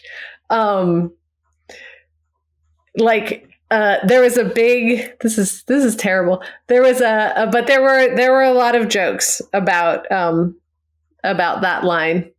Probably because we were like 23 and kids who are 23, and maybe, I don't know. We were probably overly critical. And I think we were too close to it. But at the release party for the testers, who To their credit, they were a snarky bunch. But Tabby didn't like that line and wanted an alternate line. And of course, it's that thing where if somebody says, "Oh, I like," whatever, then if you're all good friends, then you make a joke. So they had a cake made, and on the cake it said "to ease the pain." It was like written on the cake. Oh my God, just for Tabby. It was very funny. It probably doesn't translate as being funny now, but it was very funny at the time. And I mean, obviously, Hal is a genius. Like, I still have my Dragon Slayer t-shirt in like a cedar chest downstairs, because I just, how can you not revere? Like, it's Hal freaking Barwood. So yeah, like huge reverence. And also, we had a large amount of good-natured goofing off in the test crew, for sure. Yeah, I mean, he left his Hollywood career to go create games for us kids. Yeah, he's great. Now, one more thing that's interesting in Fate of Atlantis is that there are differences in the dialogue between the floppy version and the CD version. And my theory is because you guys forgot to record the lines from the floppy version. I don't know the answer to that. I would have to go and look at the scripts. All those paper scripts still exist. They're in the archives. You have them? You have them somewhere? I don't personally have them, but the scripts for Full Throttle were in the archives up at the ranch. So I imagine that the scripts for any paper scripts, I imagine, were saved. I mean, I left LucasArts in 98 to work for Lucasfilm on the prequels. So I don't know when it shut down. That might be a Dara question, but I do know that when we did the Full Throttle remaster at Double Fine, they went to the archives and they got those DATs and they got those paper scripts, which was pretty neat to see. So I imagine that if those were saved, probably the indie stuff got saved. So in the floppy version, look at this. In the floppy version, there's this scene in which he says, "Herr Bauer, good news. Cable Dr. Huberman in Berlin. Inform him that I have the samples we spoke of." Now, the thing is that in the CD version... This is amazing. Dr. Huberman, fantastic news. We found the treasure we seek. Okay, so first of all, the text says Fritz, fantastic news, and he says Dr. Huberman, fantastic news, and that's a line from later in the game. So use that line, and over here you're supposed to say, "I think we've found the treasure we seek." But he says, "We found the treasure we seek." Now, both these lines are from later in the game, so I think they changed the text and the lines because they forgot to record this, so they had to use later lines and change the text accordingly. Gosh, maybe, yeah. I'm like, oh my gosh, who is doing that accent? Is that Nick? It could be. I mean, it wasn't Danny Delk. No. Oh my gosh. I just work with Danny. Oh my goodness. He was Murray the Talking Skull, in the monkey things. I know. So we just, oh my gosh. Danny Delk saved my life. Really? Oh How my did gosh. he save your Did life? you interview him? Yeah. Danny Delk saved my life when we were, so Clint has an amazing friend whose name I totally forget, who I think is maybe Austrian. Just beautiful, like shining soul of a human being, who lives, I think, in Michigan. I think Clint met him maybe at Michigan. Wow. Anyway, wonderful, beautiful guy who has, with his partner / wife, spouse, have had a beautiful band called Rasa. And he had a studio in Fairfax, which is, so in Marin, it's very hilly. So the foothills of Mount Tam, a lot of the houses are built on these kind of stilts and valleys, and you have a lot of like really winding road because it used to be a resort community. So people would go out for the summer. They would go on the ferry from San Francisco before the Golden Gate Bridge was built, and they would stay in these little cottages. They're just basically like perched on these hillsides, and the roads that were built were meant for like, one horse, one carriage, one tiny car, not so they're incredibly like hairpin turn, like just to get up the steep thing. So they're just a series of switchbacks. And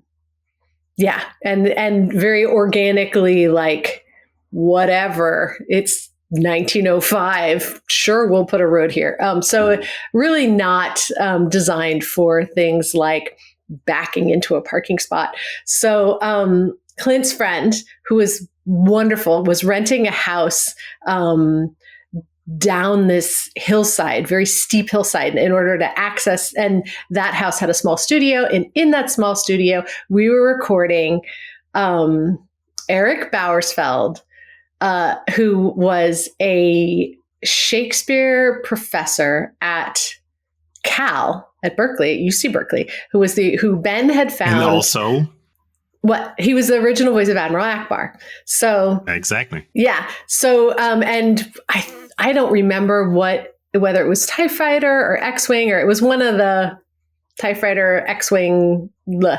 So Admiral Akbar had to give like these, just hours and hours of mission briefings. So Ben didn't have a contact for him, and I like tracked him down and got him to agree to come and reprise his role as Admiral Akbar. He drove. There was one parking spot down at the bottom of this kind of like canyon that the driveway was like this. And I arrived, and Eric Bowersfeld's car was there, and I thought, okay, I'll just park on the shoulder of this narrow thing. And it's like a sheer drop from the street to the house. This is very long and involved. Anyway, so I, in my infinite wisdom, thought I will just pull forward, and then I'm just going to parallel park on this little piece of shoulder here. And Denny, who had just arrived and had parked on this other shoulder piece on the other side of the driveway, which was perfectly reasonable, saw what I was doing, like freaking was in his car, saw what was like Superman, saw what was happening, and like got out of his car. And what I had done was I had backed, and the wheel of the car was going off of the thing. So it would have been very easy for it to then have gone like that, roll down the hill. And like I had my seatbelt on. It was, not 1,000 feet, but it wasn't 10 feet. Ran through. So Denny is a man of. I don't know about now, but at the time he was quite large, and literally jumped and threw his entire body weight on the front of the car to even it out, and said, pull forward right now. Like, and I did. And then, whatever. And he's like, you were fine. You're fine. He's like, you're fine. He just like went, I don't know if he has like military experience or whatever, but he was just like looking me in the eyes like the whole time. And he's like, you're fine. Get out of the car. And I'm going to park your car. And like, yeah, I was like, okay. And like, cause I hadn't really registered, you know what I mean? Yeah. So I just stood in the driveway, and he like drove the car, and I found another parking spot somewhere like way further, and I was happy to walk there. And then I after, of course, he came back down and he's like, your card thing. And because I didn't feel it, I didn't really know.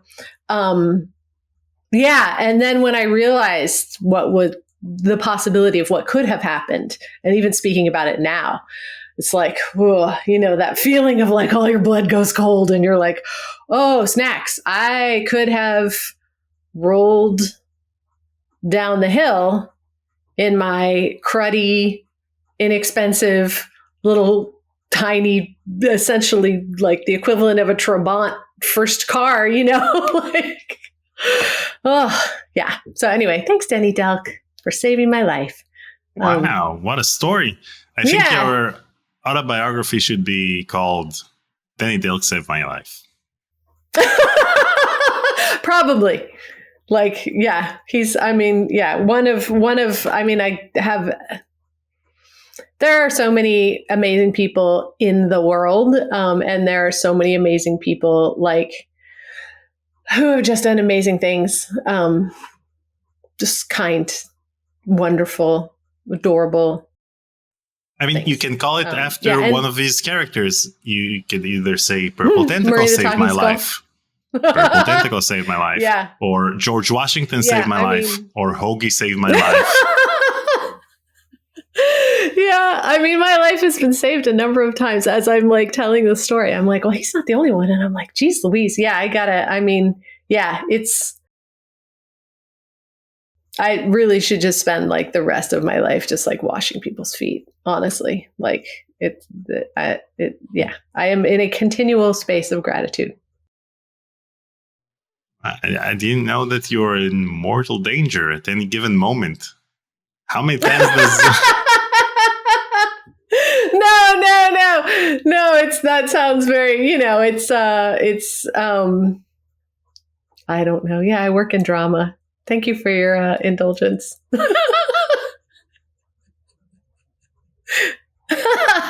Now back to Indiana Jones and the Fate of Atlantis. Yes. Oh my goodness. Yes. Were you part of the casting process? No, like honestly, that either it's one of two things. A, it predates me, or B, I honestly have no idea. Like, isn't that terrible? The things that, so kind of Sam and Max and Forward. So sort of Sam and Max and then Full Throttle. And then a variety pack of other things, you know, like Outlaws and the learning stuff and then Grimm. And then films and Double Fine and then Ubi and then all of course, like the contract work with all the other clients and stuff. And then the contract work now with all the other clients. But okay, we went through everything. So have a great rest of your day. I'm just thinking of games that have useful or fun stories. Like when I'm thinking of Indiana Jones, I don't know that much about it, but I do certainly, I mean, Full Throttle, like, but what I'm trying to remember is I'm like, gosh, there were other things I know that happened. Yeah. What were the other things that happened? It's good that at least one of us knows what happened in your life. Mm-hmm. I know. Thank goodness someone's keeping track. Was that X-Wing? So in 1994, X-Wing Collector's CD-ROM was released. And in that game, you have Admiral Akbar. And probably that story, the story with the cliffside, happened around that time. Absolutely. Yeah. And in that game, Clint Bajakian was also Darth Vader. Yes. He was wonderful. So regarding Admiral Akbar, how important is it for you to try to get the original actor who played a certain role when the possibility presents itself? Oh, in the original IP, super important. Super, super important. If their voice hasn't changed, if they can still do the role. Sometimes people's voices, they've aged out of it, and it no longer works. And you can find people who are a one-to-one as much as possible. But for Mr. Bowersfeld, for Eric Bowersfeld, he's so unique. I mean, just so unique. And it was really important to me to locate him again. And what an incredible scholar, like just amazing, just incredible, like the depth of literary knowledge, the depth of context that he brought to everything, and the good-natured, like sense of humor and kindness. And he was great.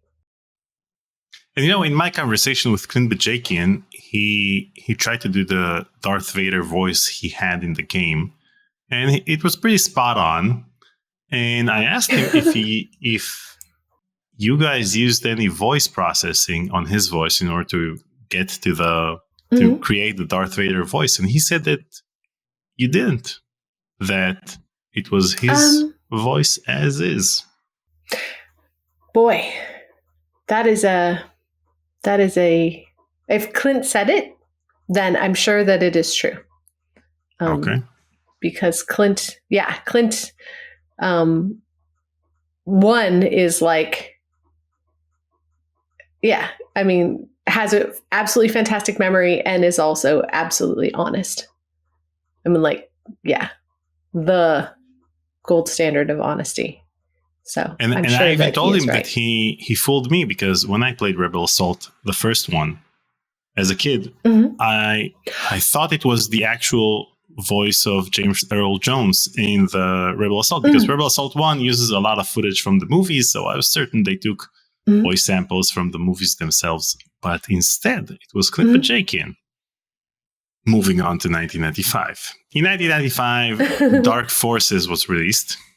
In that game, you were credited for voice directing and editing. As the voice director and editor on this game, what were some of the unique challenges you encountered in bringing the Star Wars universe to life within the context of a first-person shooter? That's a great question. Well, that's Justin, who was our project lead. I'm like, and you should also interview Justin Chin. I'm sure you have a list of everybody. Justin is, and he's a filmmaker. He's great. What were the challenges in bringing it to life? For me personally, Star Wars was everything. Like, I saw it in the theater when I was 7.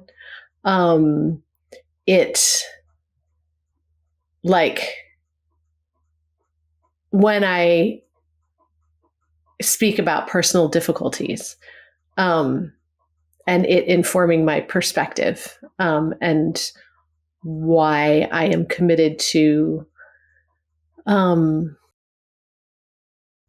as a practice, those difficulties started early. So when you're 7 and you're in a movie theater and you have Obi-Wan freaking Kenobi say, "Don't give in to hate," it's everything. Like, talking about it now, it's just like, oh my God, I'm just gonna start to cry. Like, there is no way for me to quantify the impact of Star Wars on my life, and I'm not the only person who feels that way. I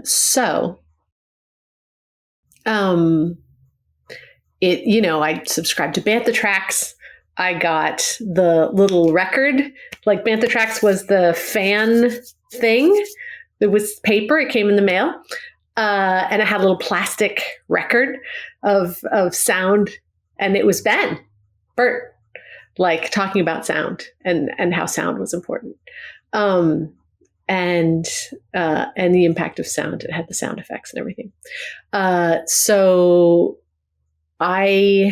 Star Wars and sound were a part of my understanding of, I don't know, the world, and how sound informed Star Wars and how sound made Star Wars, from an incredibly, incredibly young age. You know, whenever I got that Bantha Tracks, I was 10, maybe.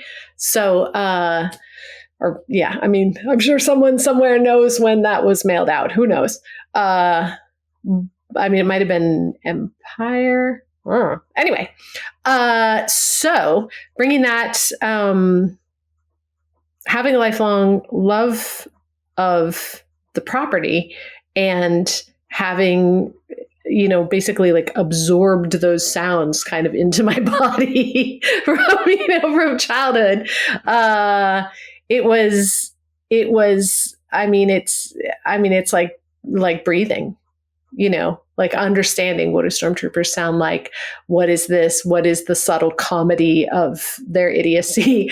And what is the, what I mean? Like all of these things. So it wasn't challenging, in terms of, it was difficult for me to understand the tone. It was, what was challenging was, wanting to make sure that I got it right, wanting to make sure that it felt like that world, because it's a very specific lived in feel, both sonically, and from a voice perspective. It's interesting that you get emotional when you talk about Star Wars, because we get as emotional when we talk about the games you worked on. Aww. So, for example, Monkey Island 2 for us is what Star Wars was for you, because we were probably the same age, people from my generation. So, yeah. Aww. Just like, that's so nice. Oh my goodness. Still in 1995, Full Throttle was released. Now, do you remember your haiku from Full Throttle? I remember that it was about Todd saying, "Hey," which was my favorite.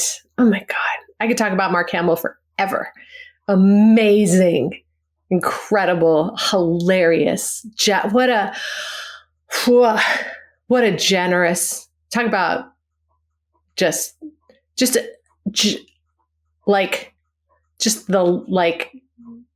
you're like, oh, what is the source of this light? Nobody knows. It's just there and it's eternal and it must be supernatural because it is just coming from inside of this person. And there it is. Like, and that's Mark Hamill. Like, what? Amazing. No, he masters the way of the Force. Right. He's Luke Skywalker as well. Yeah. Wait, you forgot he was Luke Skywalker? For you, he's Rip Burger first and then Luke? For me, I think he is probably the Joker first. Yeah. And then Rip Burger. Well, because in my brain and heart and emotion, he lives in, there's voiceover and then there's physical body. Do you know what I mean? So as an actor, I think of him as, of course, voice first, because that's my thing that I'm most passionate about is voice. And then certainly the childhood part of me is like, oh, right, he plays Luke Skywalker. But Mark is a separate person. He's an actor. Yeah. So your haiku is, Todd doesn't like you bang on door, but say nothing, cannot you talk, hey? Oh. Nice. Low quality haiku. Oh my goodness. I think Michelle's haikus were really funny. Didn't she? I think she wrote a good one. I don't know. Yeah. Hal is also credited on Full Throttle. Oh, that's excellent. You know what his credit is? What? Thought it was a good idea. Hal is great. What is the credit? There's two things. One is works like crazy, and I don't know what that. Who said that? But we say these two things like literally all the time. One, works like crazy. Two, fits together like a Chinese puzzle. And I don't know if they're in the credits. By Hal? No, fits together like a Chinese puzzle is from Brian. And then works like crazy. Wait, in the Full Throttle credits? I think in some games credits somewhere. Unless works like crazy. I think it's from Monkey Island. Oh, is it? Oh, nice. That's awesome. Because when I talked to Hal, I had several questions for him regarding his credits, but I noticed that he didn't remember any of them. So I didn't ask about works like crazy. And I was pretty bummed by it. Because I think he would have remembered. Oh my gosh. Tim and I still say that. Works like crazy. He has another thing. I think you can't polish a turd. Who said that?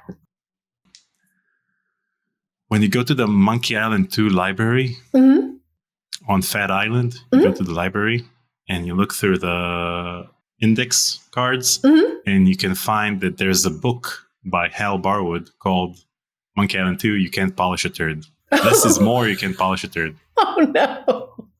Oh no. And works like crazy is in the credits themselves, yeah. Oh, that's great.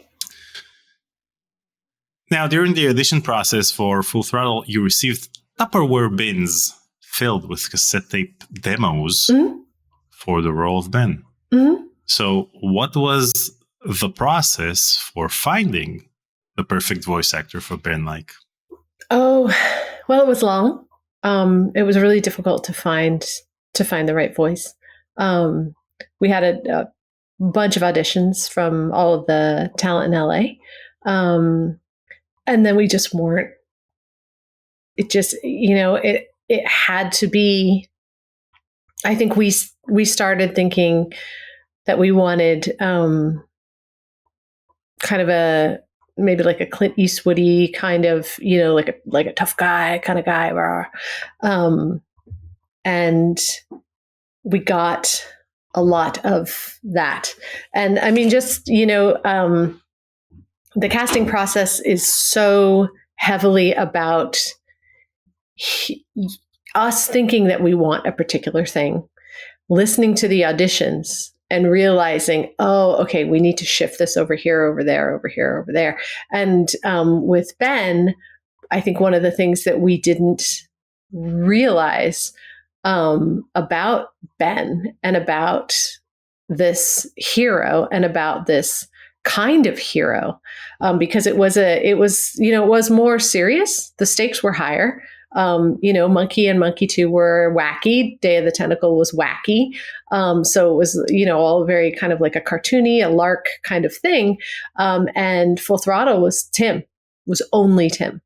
And it was, what I mean is that instead of it being with Dave and with Ron, it was, Tim's vision. And it's where we kind of start to see the essence of Tim's creative sort of center of gravity start to form.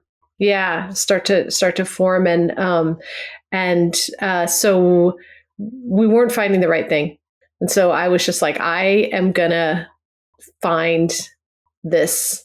I am going to listen to every single thing. I'm going to listen to it, again, because we had listened to them all, and then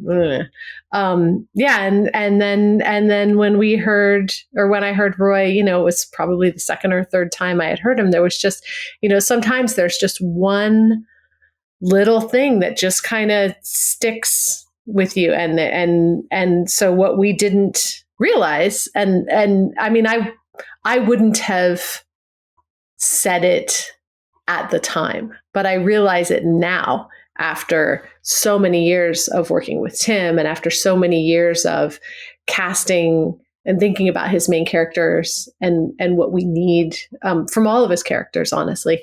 And I don't know what he would say about this. This is just me speaking as an individual. And he might say, oh my gosh, Khris Brown, like you just totally made that up in your mind. But there is a base of kindness. There's a base of justice. There's a base of compassion. And that is the thing about Roy. Again, like with Nick being Max, that little puckish mirth, with Ben, in order for the toughness of Ben to be valuable and to stick to the player's heart, that compassion had to be there. And, with Roy, I mean, he was just so kind and such a loving man. And it really helped ground, that toughness was, it was having it grounded in compassion was the sort of transformational aspect that then I think makes him work and makes him such a compelling character even now. I think he's unique. Indeed, when the trailer for Full Throttle 2 came out in 2003 after Roy passed away, then you could hear that it wasn't Ben. Regardless of the 3D animations and the fact that the visual style was different, the voice was different. And that made it not be Ben that we all knew in the original game.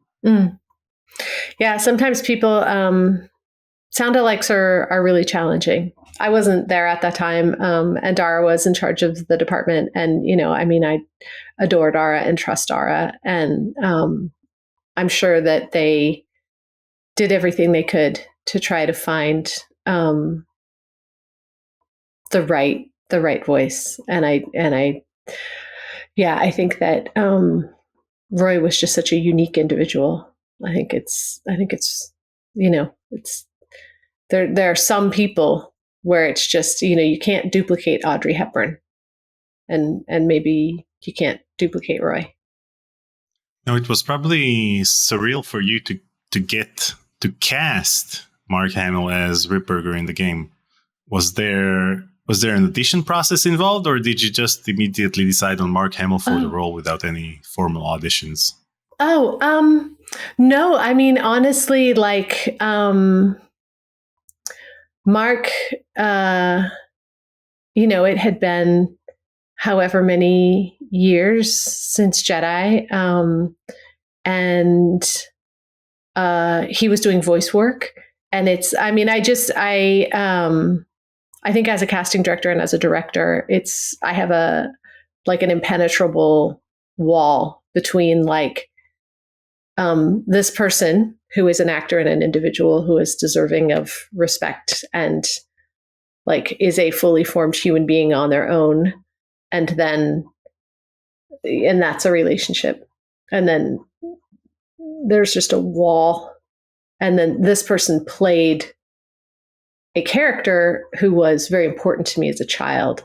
And that's, it's like the character of Luke Skywalker is a character who is meaningful to me, but I don't layer that on top of here's an actor, this actor is auditioning for this thing, I think that is really dangerous and problematic when people cast someone because they played a role and they're like, oh, it's like that Simpsons cartoon where they're like, say the thing or whatever. And then that tired actor says the thing, yay, and it robs the actor of their capacity to be everything that they need to be and bring who they are, bring whatever they're doing. So for me, I do have a super solid wall there with any actor. honestly, who has played something that was significant to me.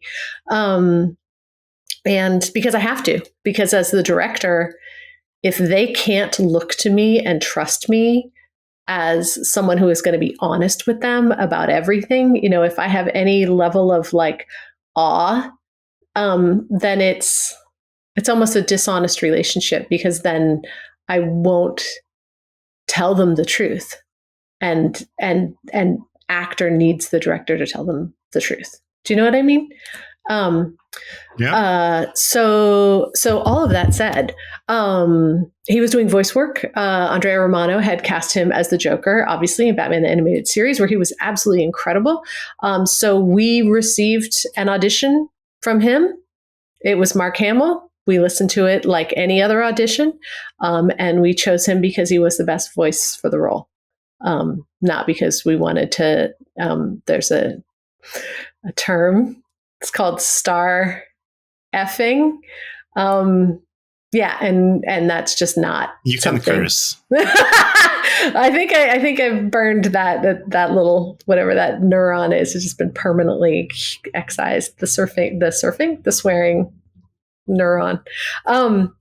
But anyway, so we cast him as Ripburger. He came in.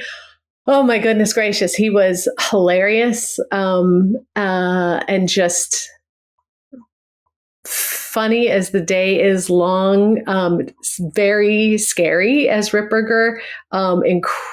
Incredible ability to encode like the subtlety of the death threat in there, because it's not over the top like the Joker.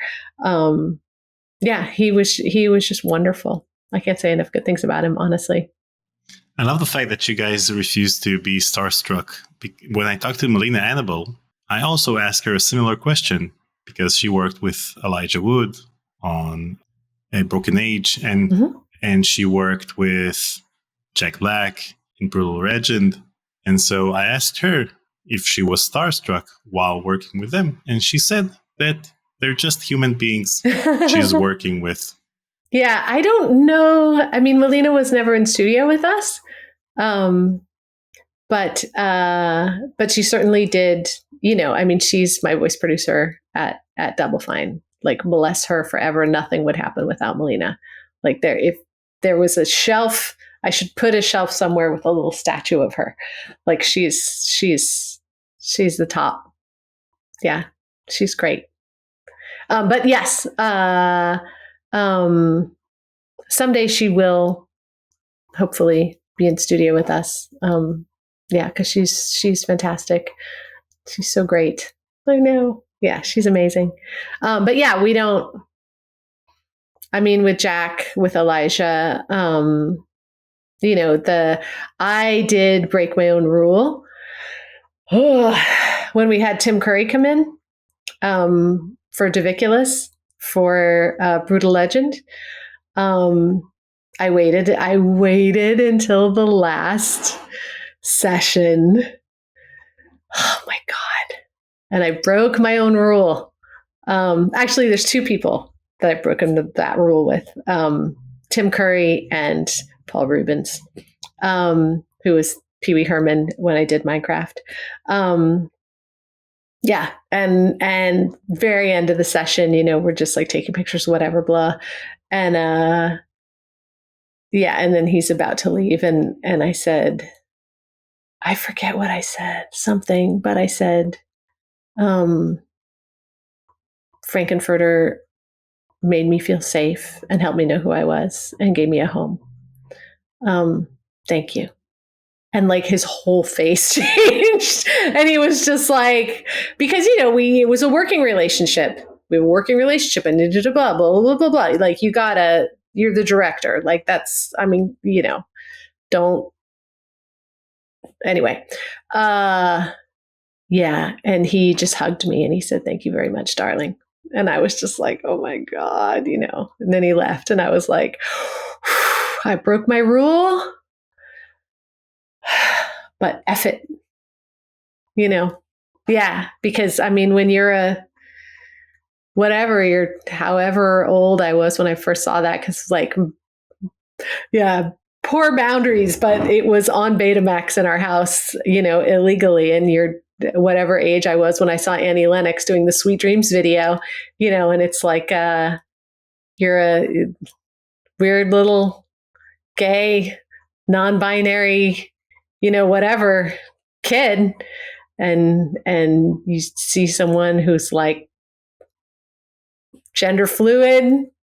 You can make out with whoever you want. Like, oh yeah, it's like that scene in Velvet Goldmine where the Christian Bale's character sees David Bowie, the character, on TV, and he jumps up and he's pointing at the television. That's me, So it's and I felt, obviously Frankenfurter's a problematic character. But when you're 12, you don't really understand. You just know that it's like Christy Brinkley, blonde, Farrah Fawcett world and football people, and it's 1982 or whatever. There is no place that you are allowed to exist in this world. And then you see Annie Lennox in a suit in the Sweet Dreams video, and then you see, this fantastical person dancing around and gender doesn't matter. And you're just like, oh. So I did break my rule. But I'm glad I did. It's nice that you gave an answer about the rules and then an even lengthier answer about how you broke them. Yeah. Now, still in 1995, the thing I love about you is your attention to detail when it comes to sound and its significance in gaming immersion, especially since, at the time when you joined when you started the voice department, started working at the voice department at LucasArts, at the same time at Sierra, they were also creating talkie versions of their games, but they were just, getting Sierra employees to voice the characters. They weren't using voice actors.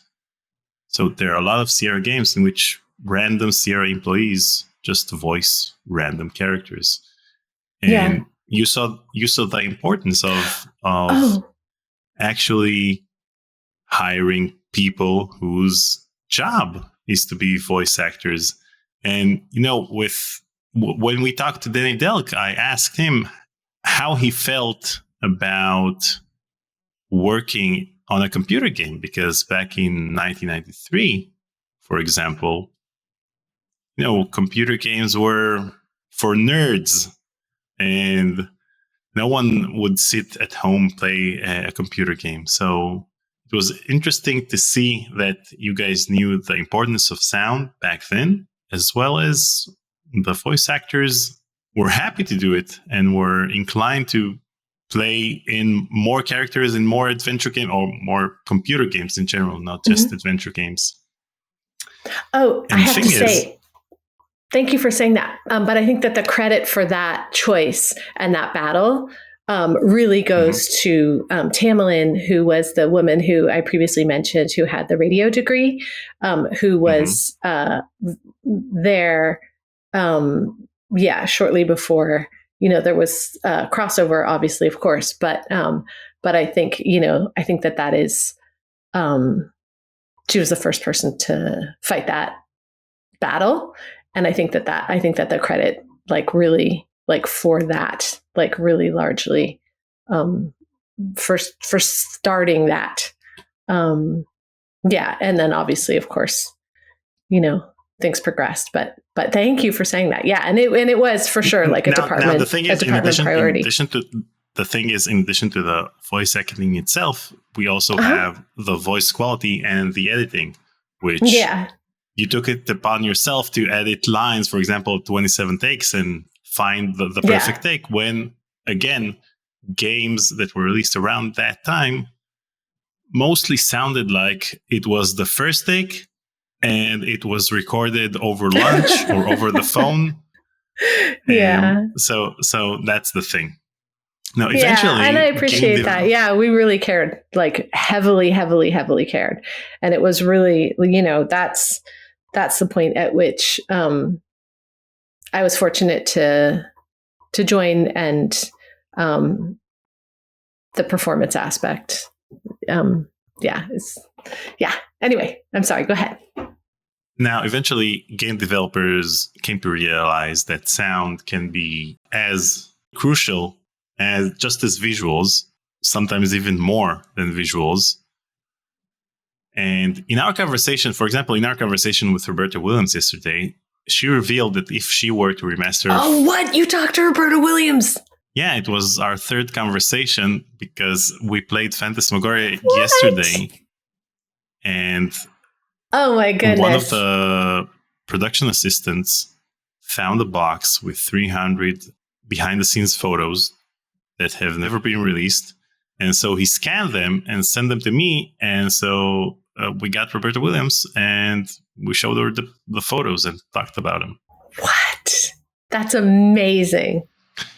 So anyway, regarding Roberta Williams, in our conversation with Roberta Williams yesterday, she revealed that if she were to remaster Phantasmagoria, the one aspect that she would address isn't the video quality or the CGI, but rather the echoey sound that plagued the production due to them filming in a vast blue screen studio, which we saw photos of yesterday.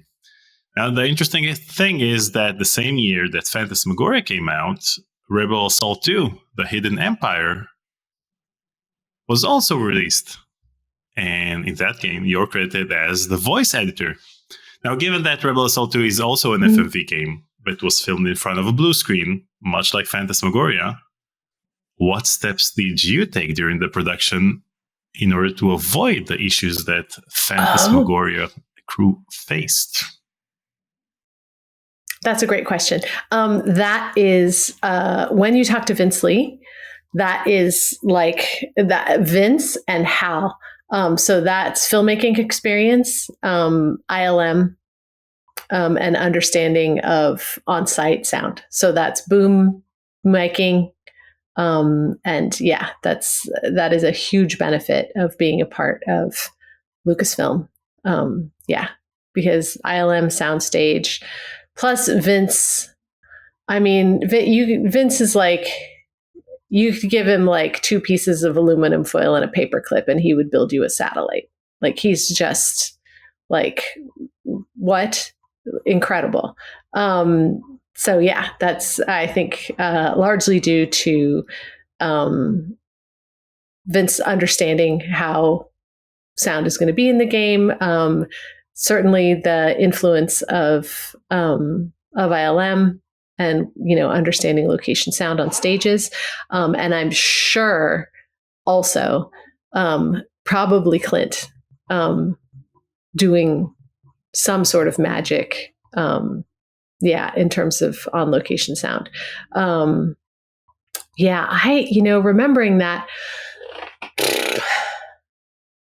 I think, if you talk to Hal again, that's a great question.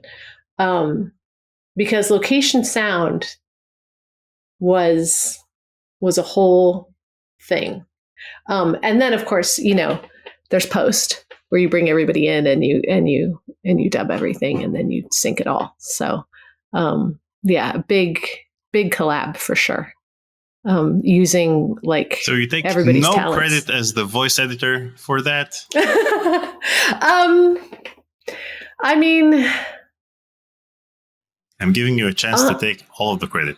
I know, and I appreciate that. I really do. But it's, it was such a, nobody stood alone at LucasArts, which is like just the magic of that place at that time.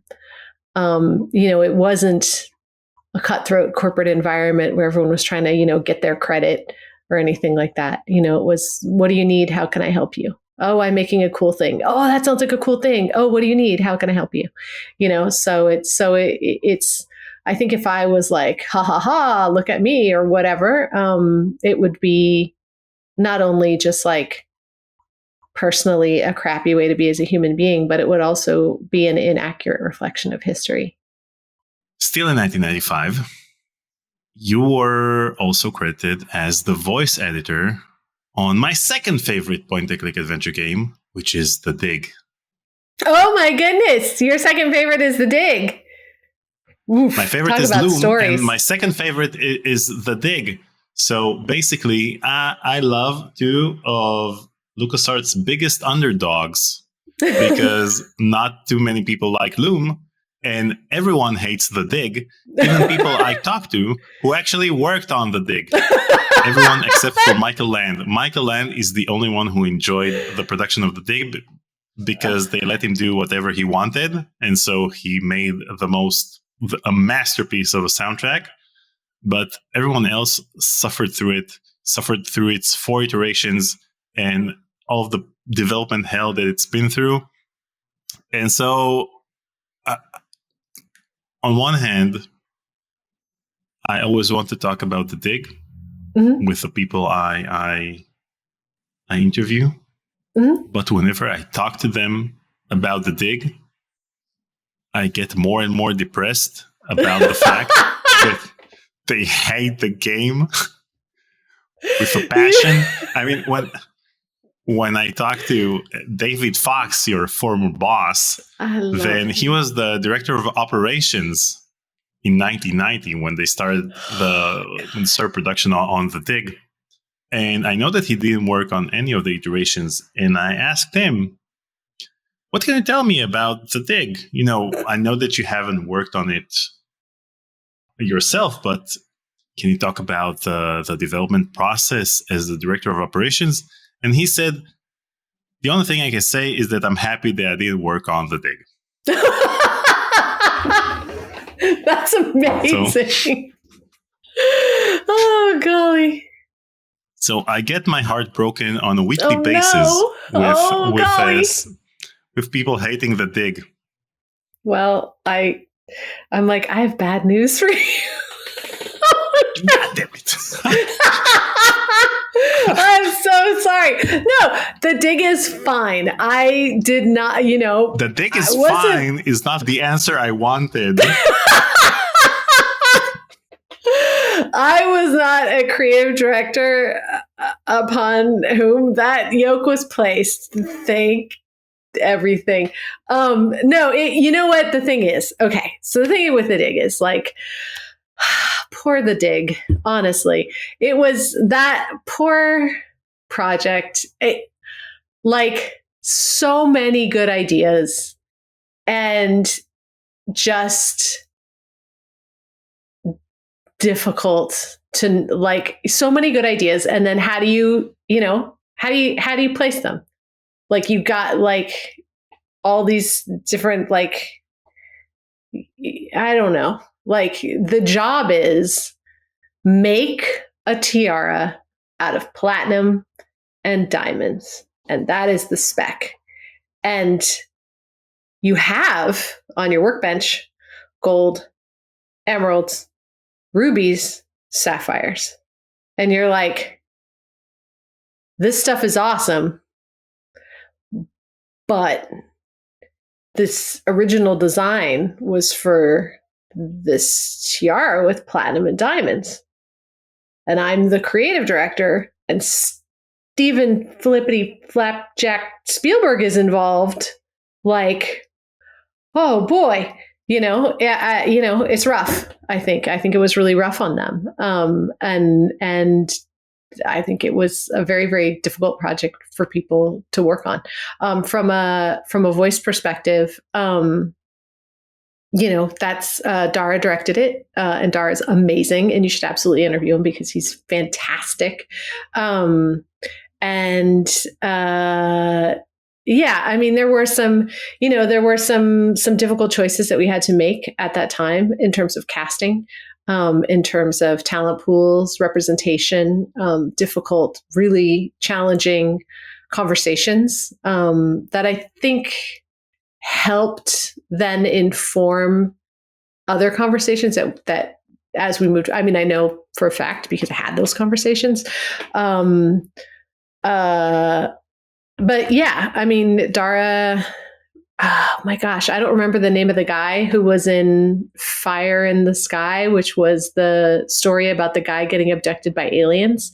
And he was the main actor. You're talking about Robert Patrick? Yeah, Robert Patrick. He was in Terminator 2.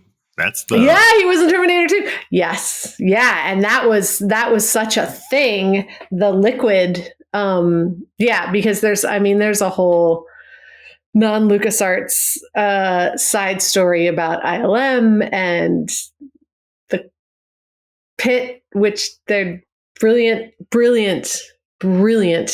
CGI people, and Steve Williams, and I mean just the social blah blah blah in my life. Just being around these incredible people at a certain point in time was incredible. So, but Robert Patrick, talking about, I think the guy who wrote that book, Whitney something, who wrote the book about being abducted by aliens and, whatever. So I was never in the studio for those recording sessions, but Dara would come and, share like, oh, this and that and blah, blah, blah. So, but I mean, Ludger Brink, I think that's Nick doing a German accent, which I think is why I asked if that was him in the... No, it's Stephen Bloom. Oh, is it Steve Bloom? Really? Mm-hmm. Oh my God. Steve Bloom. I love him. We still talk like he was just, what was he just in for me? Something, I don't know, in like January. I love him. We gave him his first video game role. He was Sid the Crazy Biker in Full Throttle. That was his very first video game role. Yeah, oh my gosh, he's so great.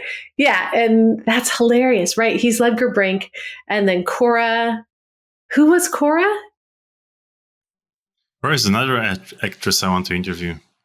She is also voicing the voodoo lady in Monkey Island, if I'm not mistaken. Oh, is it Leilani? Is Cora? Yeah.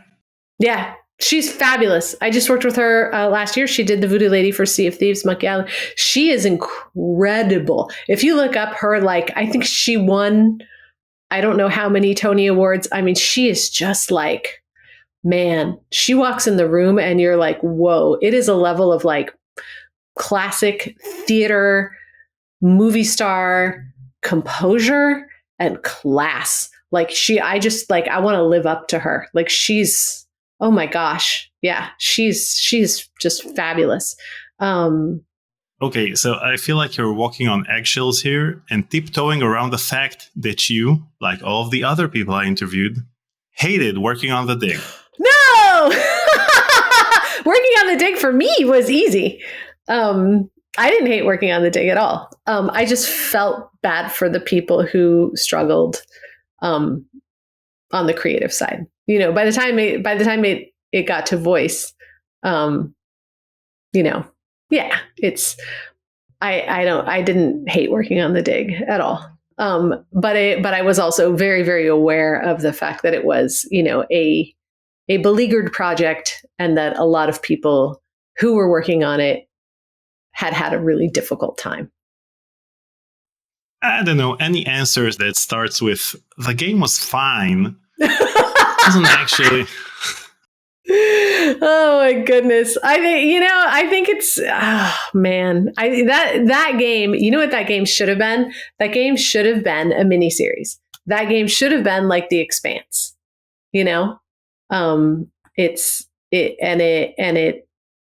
I think it's really hard. Narratively, it's really difficult. It was so complicated, so many different plot points, so many different things, and a bunch of it, got cut over time, and then you try to piece it together, and it's, I think that I would love to see that IP developed into a miniseries, because I think that would be the right place where it could live and breathe. Given the fact that everyone hates it, it will never become a miniseries. Oh my goodness. No, everybody doesn't hate it. Oh, golly. I will say, and when you talk to Dara, he'll tell you this, that working with Robert Patrick was fantastic. Oh, I'm talking to Dara next month. Good. Dara is like aces. Okay, still on the subject of the dig.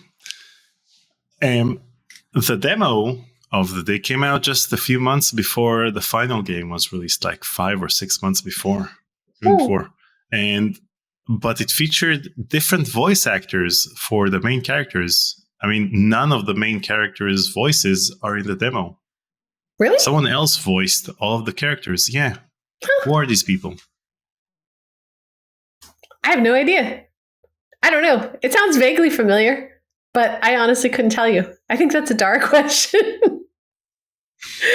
Oh my god! I'm trying to figure out if they didn't want to use the voice actors, the original voice actors, because I don't know, you had to pay Robert Patrick for the demo as well, or there was a different reason, like you working on the voice really late into production.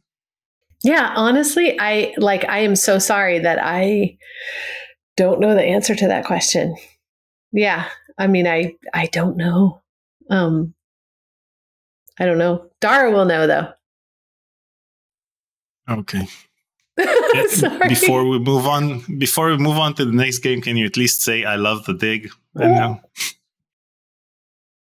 I love the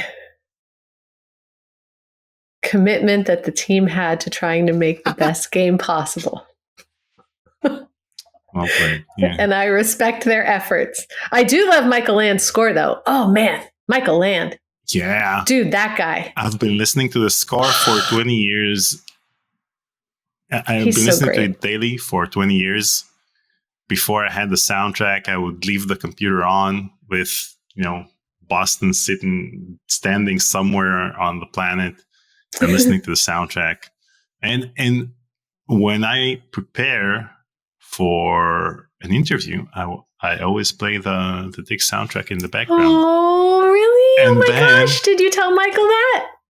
I told Michael that. Aww. And the thing is that, I enthusiastically write my questions about the dig. Like I have 6 more questions about the dig. I'm not going to ask any of them because you guys hate the dig. And you don't deserve these questions. Sorry. That's right. It's pearls before swine. That's right. It's true. I'm so sorry. Okay. Moving on. And in 1996, you were credited in Afterlife for Cut. Oh. What does that mean? I have no idea.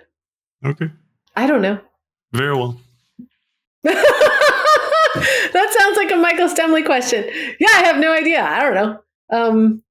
I just know that Michael Stemley is a freaking genius.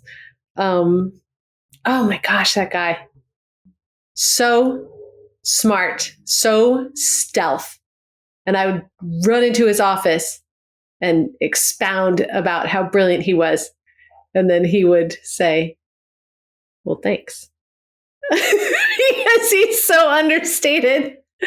Oh my gosh. So in Afterlife, you're credited as Cut in Circle 6. In Circle 6, you have music Peter McConnell, and you have sound design Creek Hart, and you have the voice of Jasper, and you have Cut assistant Koya Elliott, and you're credited for Cut. Oh, maybe Just that means cut. Editorial? Could be editorial. Cutting. I don't know. It could be an inside joke. Koya Elliott, though. Oh my gosh. Let's talk about Koya Elliott. Koya Elliott. Who was nominated for an Oscar for Soul because she's a freaking superstar. Oh my goodness. Koya Elliott came and started doing, she was an assistant editor for me before we moved to the Death Star, which is this big office building that we moved. So we moved from Kerner to 1600 Los Gamos, which is this giant like concrete thing.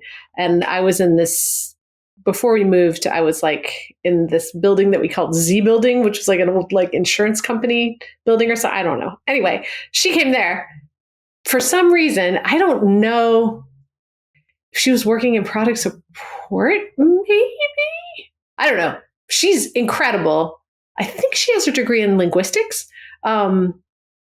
Just like she is so pure. Like she's just, I don't know. Yeah, she's amazing.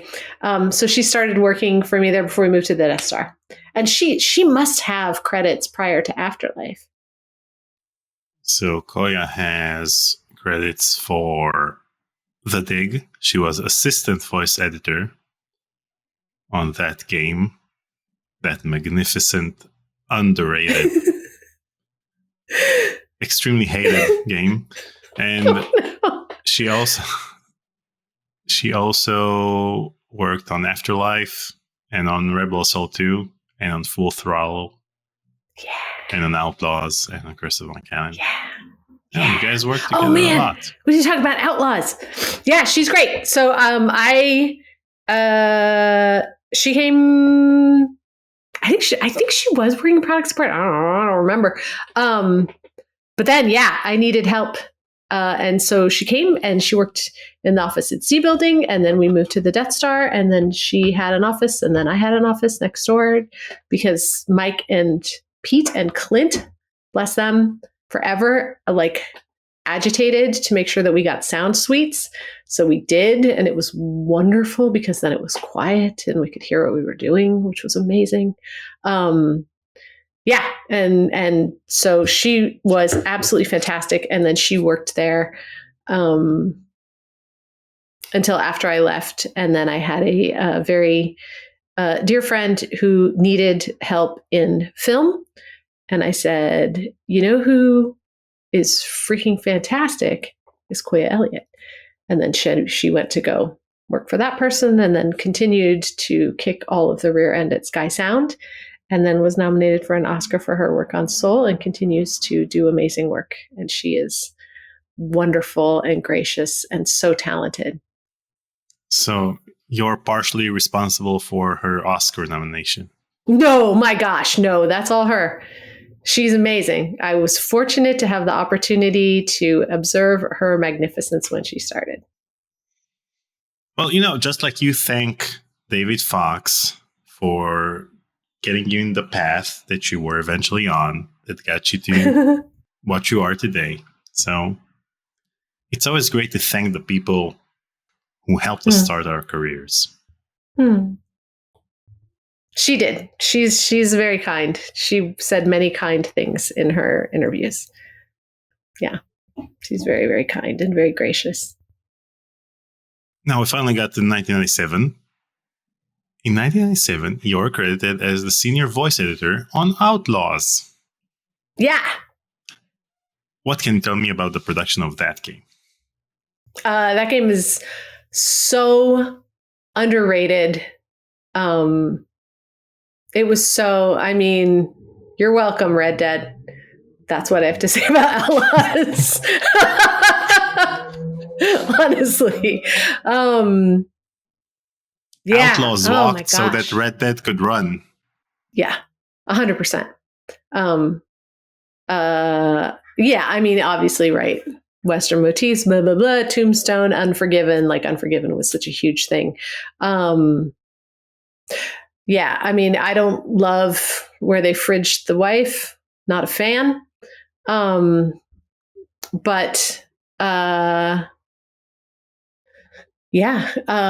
can I say about it? Very freaking cool.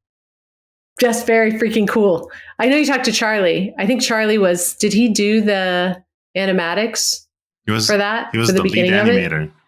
Yeah. Charlie, just so much talent. And fun to edit. Like very fun to edit, just great. It's such a departure. Star Wars is a Western. Star Wars is a samurai movie.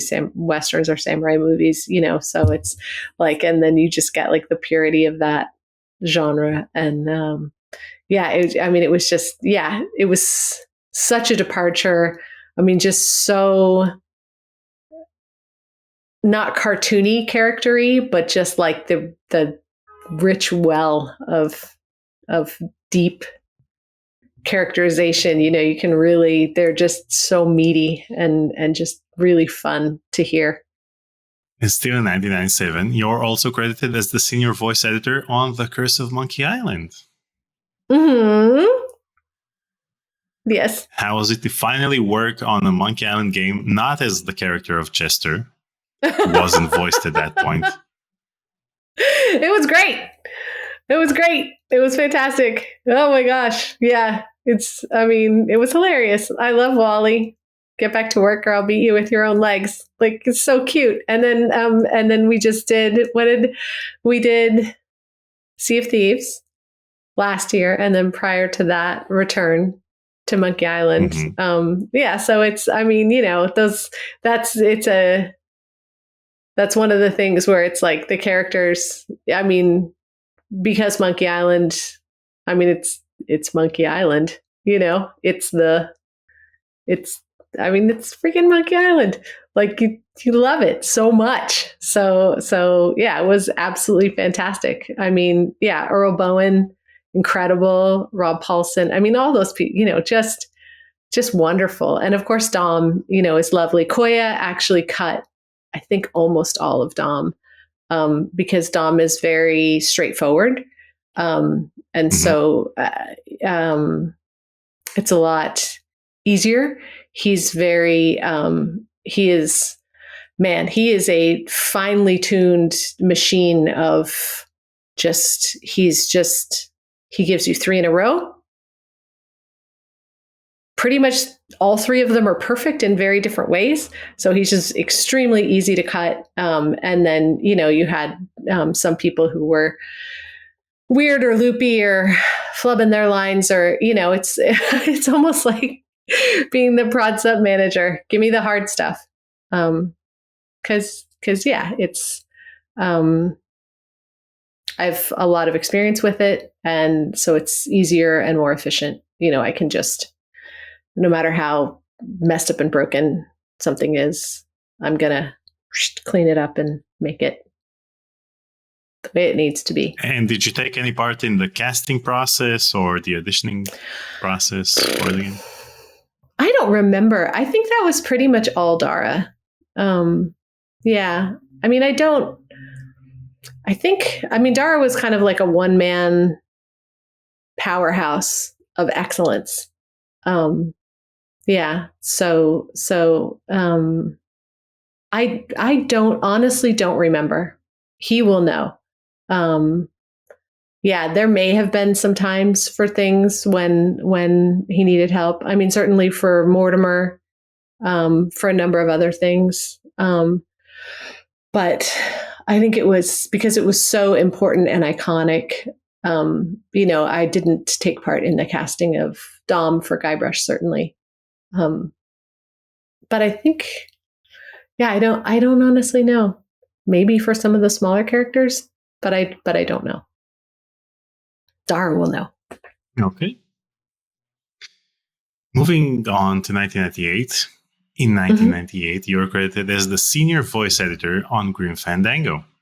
Now, during the voice editing process, you've mentioned that several times in the past you've spliced together several takes. Did you document these splices anywhere? Because I know that when they remastered Grim Fandango, for example, as well as Full Throttle, they had to go and get the DAT tapes from the archive, and then they would try to figure out which take did you use for the final game. Mm-hmm. So were these things documented anywhere? Mm-hmm. Yeah, they were. They were documented on the script most of the time. But, jamming, trying to get it done. Sometimes not, sometimes inaccurately. I don't know why. I have guesses, but I certainly could have been asked about those things. And I was not. Which, again, sometimes choices get made, and I have guesses why. But not a fan. Like, yeah, everyone. I don't know. Yeah, sometimes people love a thing. We'll save it for trash talk. Sometimes people love a thing and they want to be involved in a thing, and that's fine. But like, dude, if you have a question, I'm literally like 10 minutes away. So yeah, I don't know, but who knows? Who knows? Maybe, I don't know. Who knows? But yeah, sometimes they were documented. Most of the time they were documented, but also a lot of times, no, because we didn't know.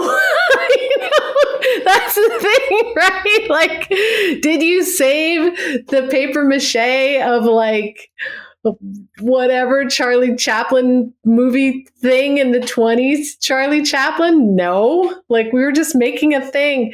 Yeah. So, we just needed to get it done and needed it to sound good. And So some of it was not documented. A great job with the sound itself, and you've done a great job with the archiving process because, at least LucasArts had an archive.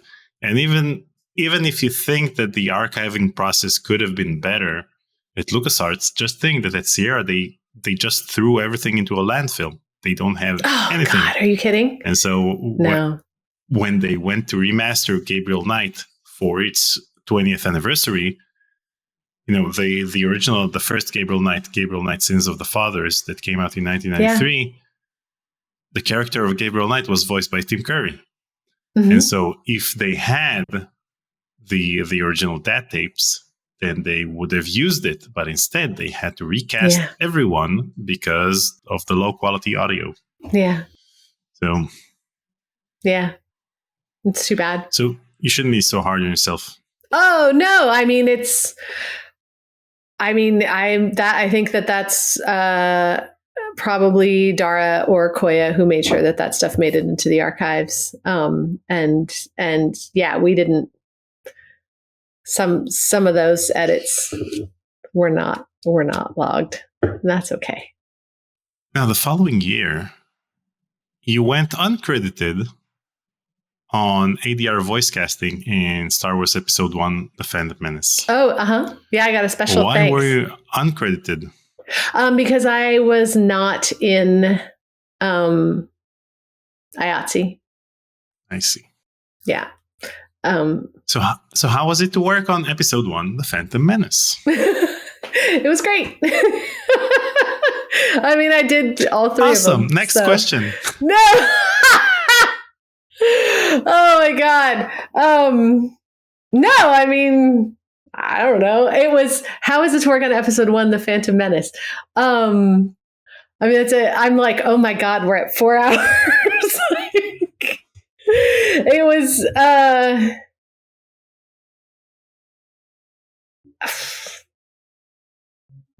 it's, did you see The Princess Bride?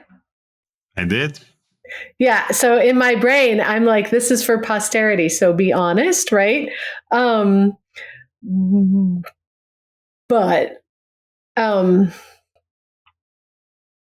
I think in retrospect, it's easier for me to understand the director's choices than it was for me to understand the director's choices at that time. Because as a fan, all fans who are passionate about a thing have a certain level of feeling of ownership about the thing.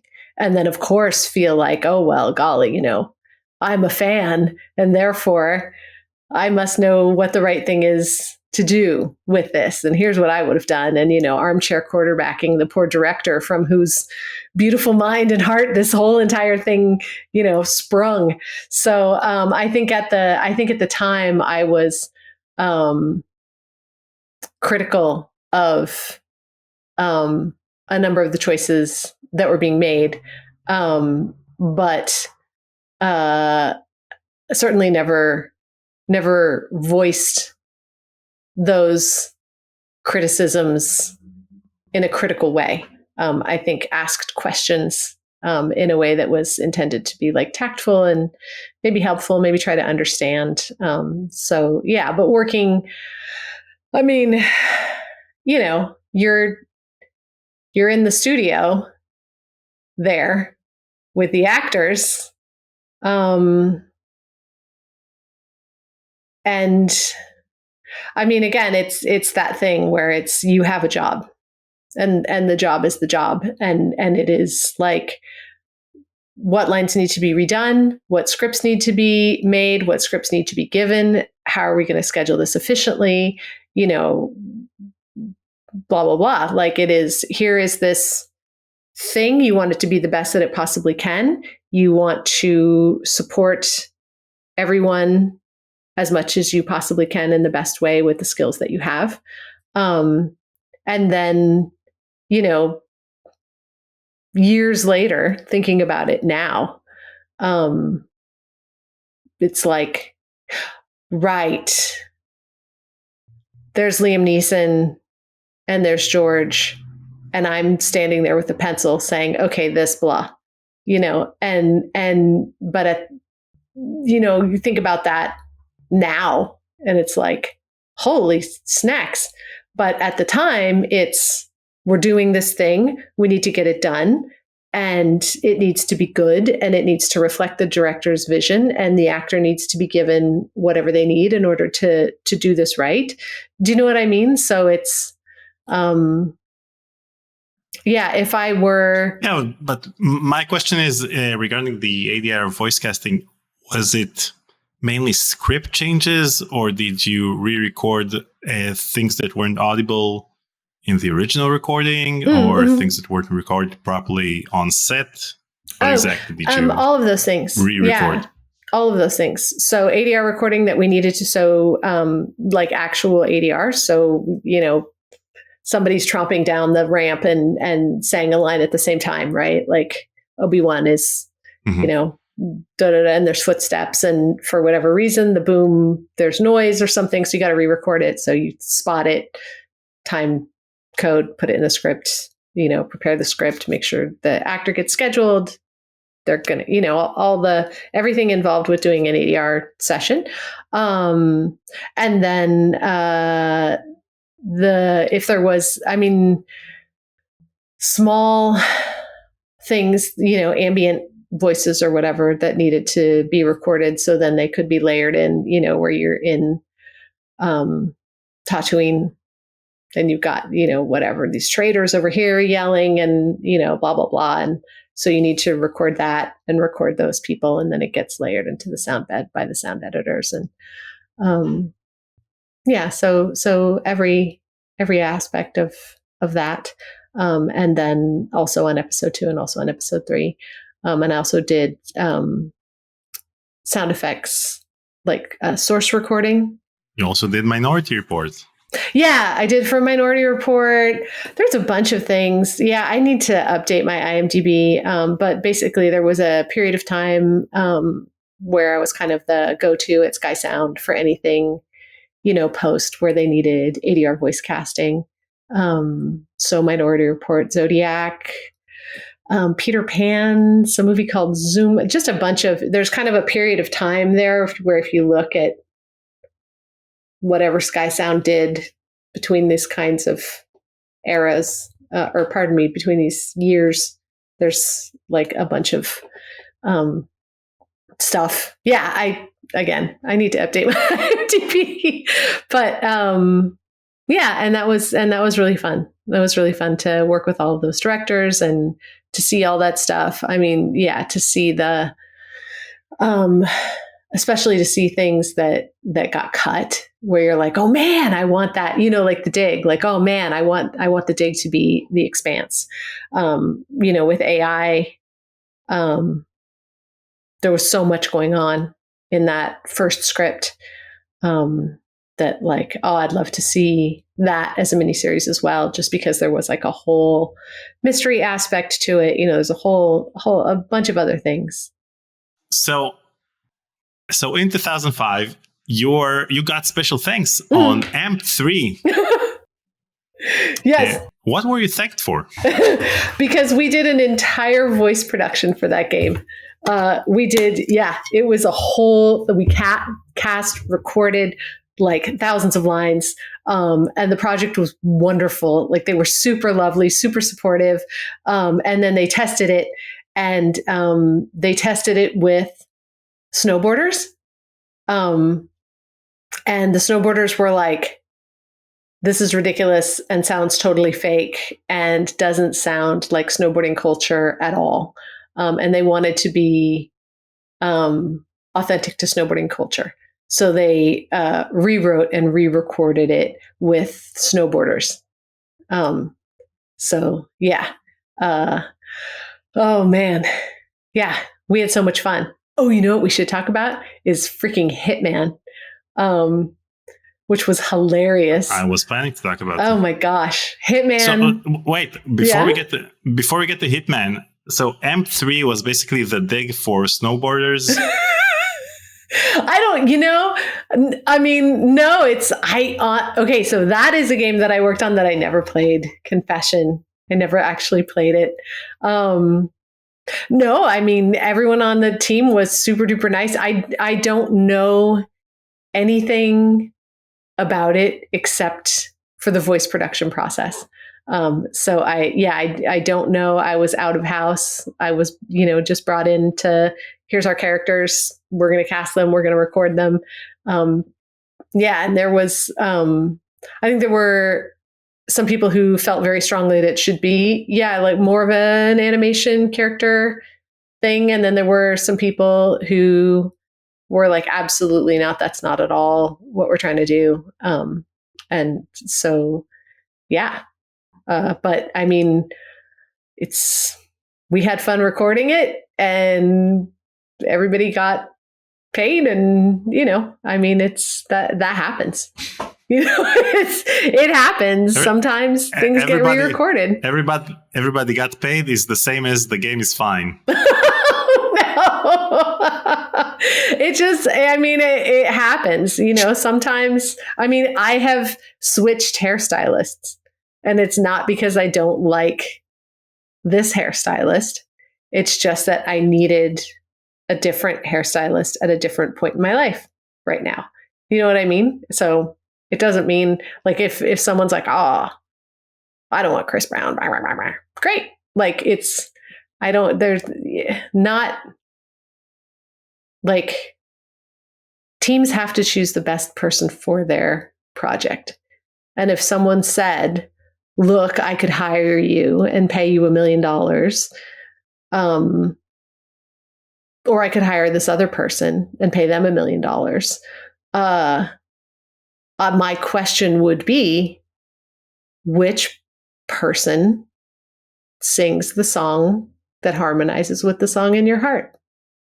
Because that's what matters. What matters is the art that goes out into the world that harmonizes with the creator, because that is going to then resonate with the player. And that's worth more than money. Mm-hmm. Now, the more important game that you worked on in 2005 was Psychonauts. Where you're credited for voice production. Psychonauts. Oh my gosh. Let's talk about Psychonauts. Wait, you know what? Oh no, Brutal was after Psychonauts. Yeah. Psychonauts, Richard Horvitz. Oh, Richard Horvitz. God, I love him so much. He's just the freaking best. Like, I love Richard Horvitz. Psychonauts is amazing. Tim is incredible. Oh my gosh. I mean, that brings me back to Dart. So we thought it was going to be D'Artagnan, which I was like all about it, like Three Musketeers, 19th century and then the 18th century. I love it. Tim, I mean, this has been covered in like 15 million interviews. So I don't want to rehash, but Tim, made all the friends, and he made a little Friendster thing. So then you could get to know them and get to know all of their relationships. And that was Double Fine Studio on Clara Street in San Francisco, which was basically a warehouse driveway and had like sewage would come up through the bathroom. It was terrible. But Tim, because he is freaking Tim and he is indomitable, was like, I am going to finance this thing. I'm going to do whatever it takes to make it work. And he did. And yeah, just absolutely fantastic. And I mean, yeah, people are the best. So we thought it was going to be a kid. We recorded this very sweet child in the studio behind Pixar in Emeryville. And we were like, okay, that's not gonna work. Yeah, and it was super duper weird. And the agents, who by this time are like accustomed to video games, but when I show up, they're like, oh God, it's going to be something weird, isn't it? And I'm like, it is going to be something weird and it's going to be great. And they're like, oh, okay. And so, cause it's video games are, it's difficult for the agents. Video games do not pay well, because of the nature of the video game industry. It is a high turnover industry. So, 2 to 5 years, the turnover. And then, that most places did not hire voice directors, so you throw the creative director in the room with a writer, and then all of a sudden they're supposed to know how to talk to actors. They'd have them yell. I mean, it was a very, very difficult situation for the agents. So they sort of knew video games, so I didn't have to sell them as hard as I had to in the early 90s to get them to send me their talent, because they don't have to send me their talent. You know what I mean? Like, why would they have one of their golden pipes people do a video game that's 4 hours that pays, $1,000, when that person needs to be on stage the next morning to do a nationwide car commercial that's going to be $60,000 for 30 minutes. And it's going to be that every quarter, because they're going to record new material every quarter. So like, why would they send someone, like, there's no why, it is a business. They are an agent. Their job is to protect their talent and make sure they get freaking paid. So, talking about Sandy Schnarr when I was talking about Full Throttle and how I've known her for 30 years. So,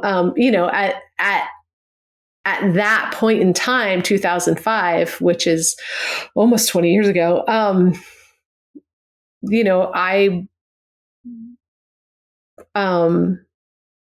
didn't have I hadn't held positions of executive leadership that I've held since then. So now it's different when I come to them, and they're like, oh, snacks. Okay. You've got all of this stuff behind you.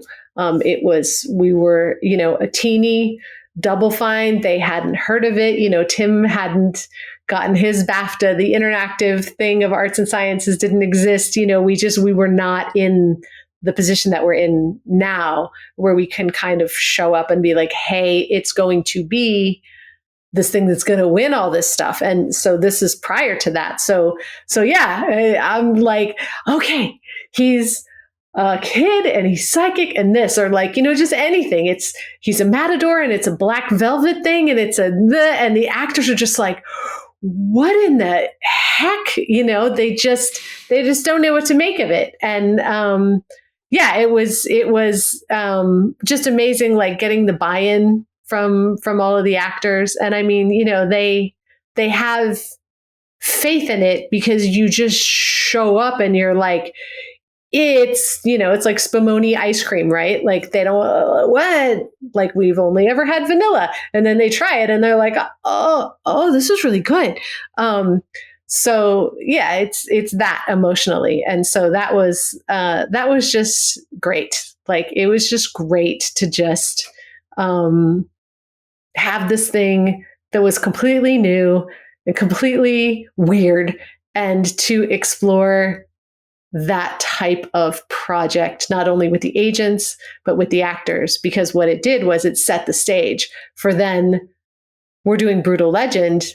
And it's like, okay, it's rock and roll, a roadie, da da da, blah, blah, blah, you know, and it also was very instructive for me to learn, you know, how to sell the agents on something without having the Lucas name behind it. Because you say LucasArts, you say Lucasfilm, people are like, oh my God, you know, you say Double Fine, people are like, well, what is that? And you're like, it's based on the caution sign. It's based on Double Fine, Superfine Mustard. People are like, what? And I'm like, it's me, you know, the one from LucasArts. And they're like, okay, you know, and they're willing to go with it. So it was, it was, I mean, and Tim, of course, you know, is just, I mean, yeah, just so inventive, always willing to laugh, like always willing to laugh about anything, about everything, always with just like the best spirit. So yeah, we did that. And then, and then Brutal Legend, because I had that experience sort of selling the weird thing. And this is before we had, you know, any names attached, before we had Jack, before we had certainly any of the rock and rollers. So learning, you know, we had made celebrity pitch packs in the past, like for Mortimer at LucasArts, like we, you know, we're pitching Robin Williams. We wanted him to do a voice. You know, we had made a number of celebrity pitch packs, and I had, even before I worked at Lucas, I actually had done an internship with an environmental nonprofit in the summer of 1990. So shortly before the 2 weeks when I started at Lucasfilm Games, I was coming off of 4 months of coordinating an environmental activism conference in Los Angeles that had like Tom Cruise and at that time Senator Al Gore and Jane Fonda. Cesar Chavez was still alive. And so we had all of these people that we wanted to secure so that then they would come and they would speak about environmental causes. And then hopefully that would inspire the industry to insert environmental messages into their media. So like if you, like one of the Lethal Weapon movies, there's a line where the daughter of Danny Glover's character is like, oh, don't eat tuna fish. You know, that kind of thing was influenced by this thing. So anyway, so I was very comfortable with and familiar with not only what does talent need to feel comfortable, but what do celebrities need to feel comfortable. And especially then having worked on all the stuff through Skywalker. So working on the prequels, but then also the other people who are coming in to do ADR in these other movies. So it's a space that was not unfamiliar to me. And again, there's that, these are human beings. Human beings need things to feel comfortable as human beings, you know, and if you're there because you want to take a selfie or be a star humper or, you know, whatever kind of creepy, hungry ghost thing that makes people want to use other people so that they can kind of dine out on their coattails. I'm just very anti that. Like, I think that is gross and it robs the talent of the freedom to be in a safe space where they can create their art, if that makes sense. So, so we reached out to, you know, I reached out to all of them, did the negotiating, blah, blah, blah. And they all were willing to do it, which was great.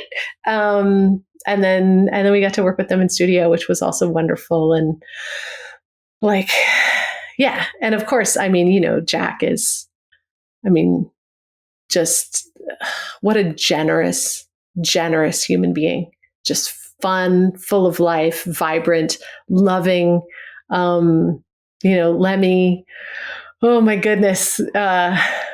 Just like Lemmy is exactly how he is in the game, which is exactly how he is in life. Ozzy is just like, oh my God, one of my most favorite and precious things, and I need to print it out and put it on my wall, is like there's a picture of me just like beaming. And Ozzy is right next to me. I will try to find this picture and send it to you. I don't know where it is. But like we both have the same ridiculous smile. Just like, yeah. And again, I told you the story about Tim Curry. It was magic. Absolute magic. I mean, just the best. I mean, Tim, oh my God, Tim Flippity Flapjack Curry. Like, oh my God, you're in the studio with him. I don't even know. I'm sure that Camden has those tapes. I don't know where they are. Maybe Melina has them. I don't even know if this got recorded, but like, I'm on the talk back there and I'm just like keeping it together because you got to be a professional and that's it. And there is the wall. But I pushed back on the talk back and I said, well, I'm going to boss you around now. And he's like, darling, I've been waiting for that all day. And I'm just like freaking dying, like what? Because he's lovely and hilarious and we're laughing and whatever. Because you goof around. That's the other thing. The amount of goofing around that is a necessary corollary to talking about, like in Psychonauts 2, spoiler alert, death and betrayal. You gotta goof around, like it's essential. So, anyway, that's kind of the high point at the end or whatever. But you said, hey, what do you want to talk about? And like, I just, it's, oh my God. And I didn't talk about Elijah. Elijah Wood will give you the perfect voice. Oh, honey. Hi, baby. I know. Oh, my sweetheart. My cat just came in. Hi, Chateau. Sorry. He's so cute. He's giving me the look. He's like, why you been on this call for like ever? Anyway, Elijah, will infinite, immediate understanding of the script. Like immediate. You don't need to explain anything. Like you just give him it could say anything. And he's like, and then boom, boom, boom, boom, boom, boom, boom. Context. He understands it. If he doesn't understand it, he will invent it. If he has a question, he will ask you. Like he's just, And I mean, there's a zillion other people that I could just like moon about forever. Like Jennifer Hale. Like how much could I talk about Jennifer Hale? Like forever, she's, and just the voice community in general. Like that's the other thing. Voice actors.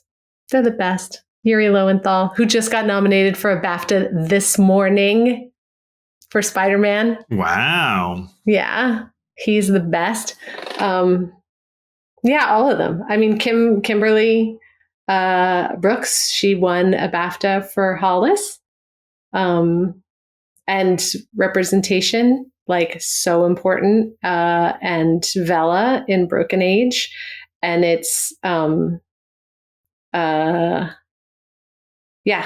if you're writing a character who has a certain life experience, cast the person who has that life experience. Like it seems very like, gee, this seems like it should be a no-brainer. I do not know why we're still talking about it, but apparently we are. So that's, but anyway. The year after Psychonauts came out, Hitman Blood Money, my favorite Hitman entry, was released. And you're credited as the voice director. What can you tell me about that game? Oh my gosh. Okay. That team, I know I say that I love everybody. And like, hopefully it is, love is an infinite resource. And hopefully it does not sound insincere and diminished, because Holy Clams, Frederick, is still a dear friend, who was, I think, the lead artist on that. they are hilarious. And when they came to the US, they were going to come to the US, and they're like dead, super serious, true, actual, innocent question. Do we need to bring guns? I'm like, no, you don't need to bring guns. Classic. Like, oh no, that's not what LA is like. I promise. I brought them to the ranch, to Skywalker Ranch. Like oh my gosh, we have the funniest. They're just great. Like fun loving, super organized, like so organized. I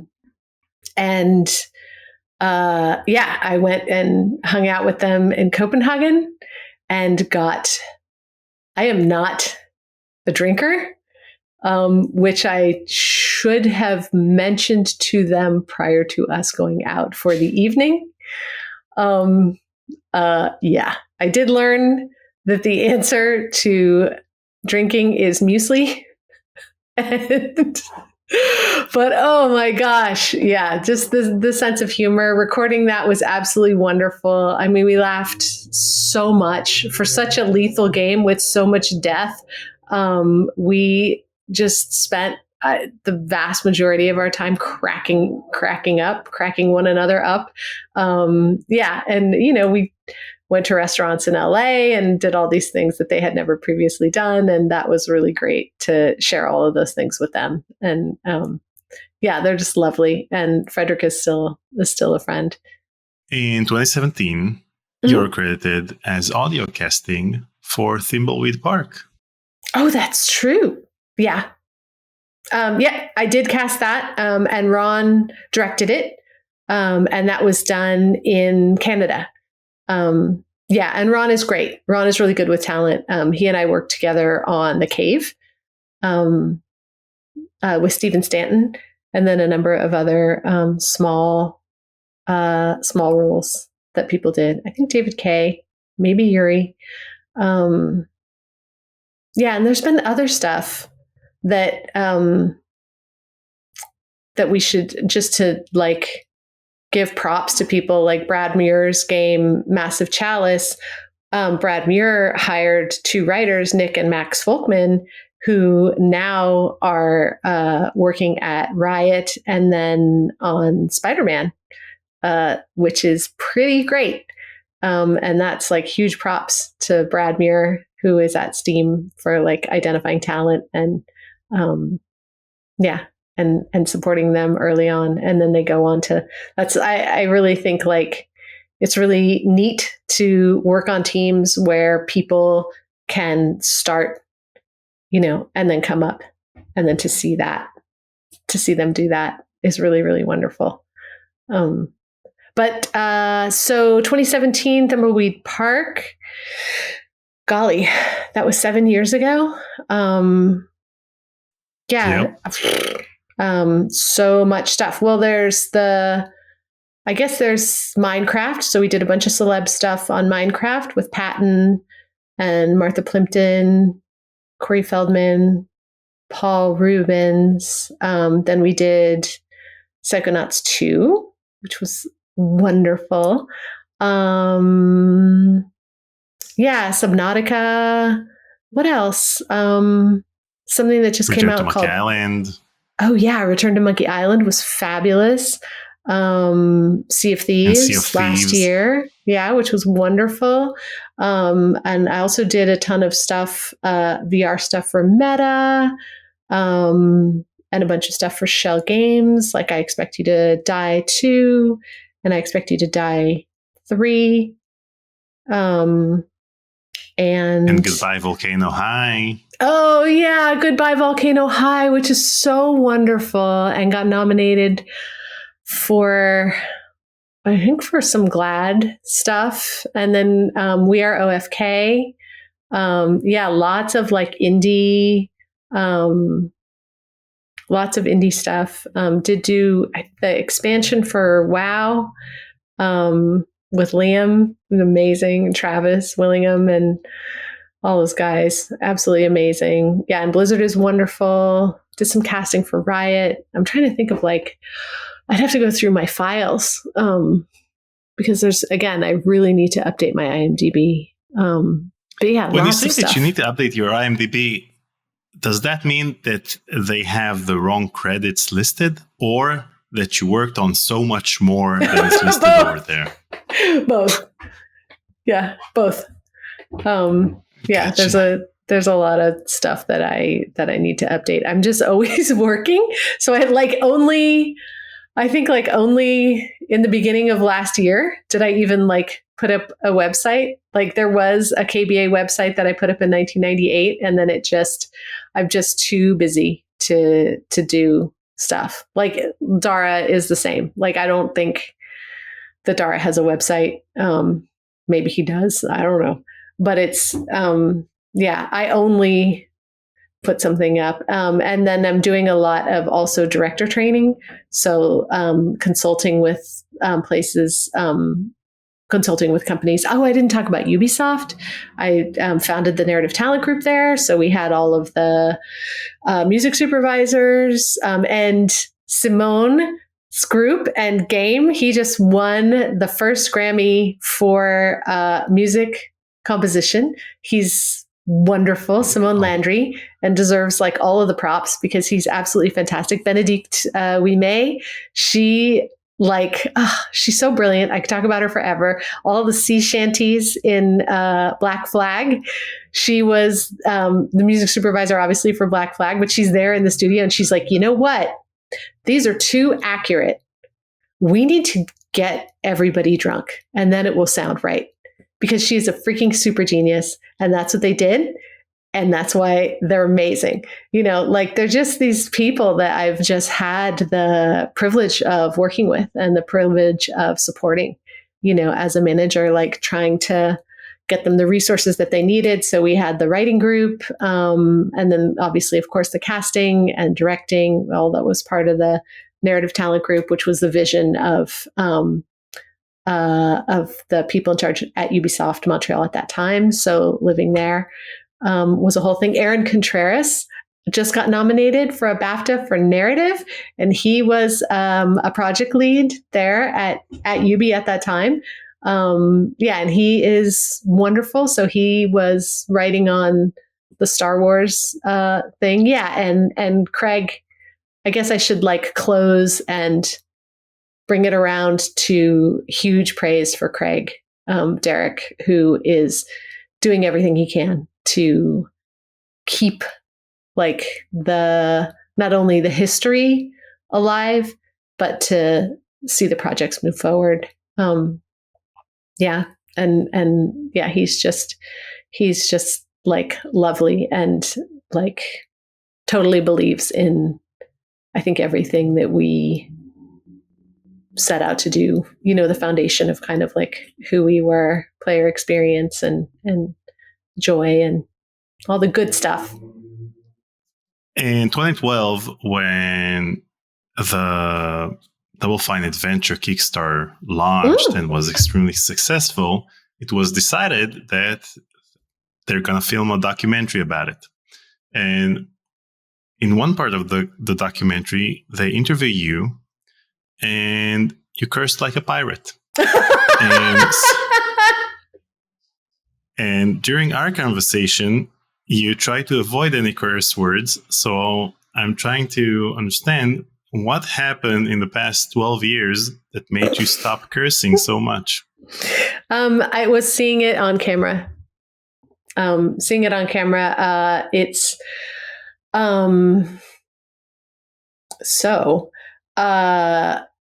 Being AFAB, which is assigned female at birth. So being moving through the world, coded as, being perceived as, living life as assigned female or as a woman.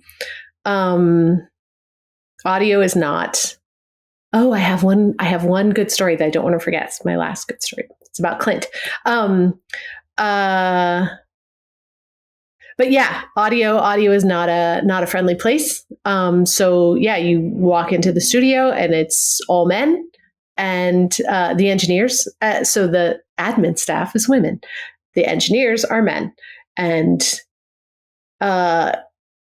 just assumed, like, I don't know what the mics are. I don't know what the outboard gear is. I don't know the software. I've never cut on mag, like all of these assumptions. You know what I mean? So, so when you walk in and you're the director, and when you're 20, and when you're female or a woman, it's, you know, there's a lot of hurdles to overcome. And there are a lot of women directors who are a-holes, because that's their way of dealing with that, is to be a-holy. And my response to that is to try to build camaraderie and to be one of the guys. And a lot of that at the time when I was coming up was, you know, it was a lot of music studio, a lot of like very what they call blue humor. So yeah, to be the, you know, girl that you could drink a beer with, you know, whatever, tell the rude joke or, you know, whatever. And that was my adaptation of how to fit in and how to overcome like the lack of respect. Because when you are an a-hole, yeah, you can force the horse to go, but it's not going to be fun, and they're going to resent you the whole time. Do you know what I mean? So it's just like, oof, like let's build whatever it's going to take to build camaraderie. I'm going to figure out what that is. And when I came up, a lot of it was, yeah, blue humor, and really salty language as a part of that whole sort of thing. And you see that in the Double Fine documentary. Like you see that sort of thing, because it's, you know, you always, the atmosphere in the studio has to be light, again, because we're dealing with serious subject matter, you know, whatever. It makes it go. In the documentary, and formatively with a studio experience that I had with a client shortly after seeing that episode, it occurred to me that it wasn't 1991 anymore. I wasn't in a music studio anymore, like how I talked about that studio room 222 where War recorded and that sort of environment. And that it was actually really shocking. Like it was a shock to people's system. They were willing to roll with it because I was the director. They were willing to give me grace, which was very kind, but it wasn't achieving the goal of making things easier anymore. It was actually off-putting. And like in my private life, that's not the way that I would ever speak to anybody, you know? So it was kind of, you know, yeah, I mean, if you, in the Double Fine documentary, like when I'm speaking to Tim, I'm not using that kind of language. So it's I think it's also a function of being, you know, like at Ubisoft, certainly I would never use that kind of language in any kind of professional capacity. So it was very much a studio. That interview was recorded also in the studio, like the music studio, in the conference room of the music studio. But it really made me realize how that language was an inaccurate representation of who I am as a person, and also that it was off-putting. And I mean, you cannot be a good director if people are not comfortable, you know? Okay. Now you said you have a story about Clint Bajakian. I do have a story about Clint Bajakian because when I'm talking about music and I'm talking about being perceived as a woman and I'm talking about like sexism in audio. Yeah, because let's find a place where there's sexism. Audio. Let's find a place where there's sexism. Software. Let's software, audio, me. Okay. But never with Clint and Pete and Michael. Ever. And there were, I don't think anybody will speak about things that are hard. But there was some unpleasantness. No workplace, no team is a utopia. And I needed equipment. And I, because of some things that occurred, I have felt very demoralized and squashed and invalidated in my ear and my level of expertise. And Clint said, not because of an event, but just noticed, I think.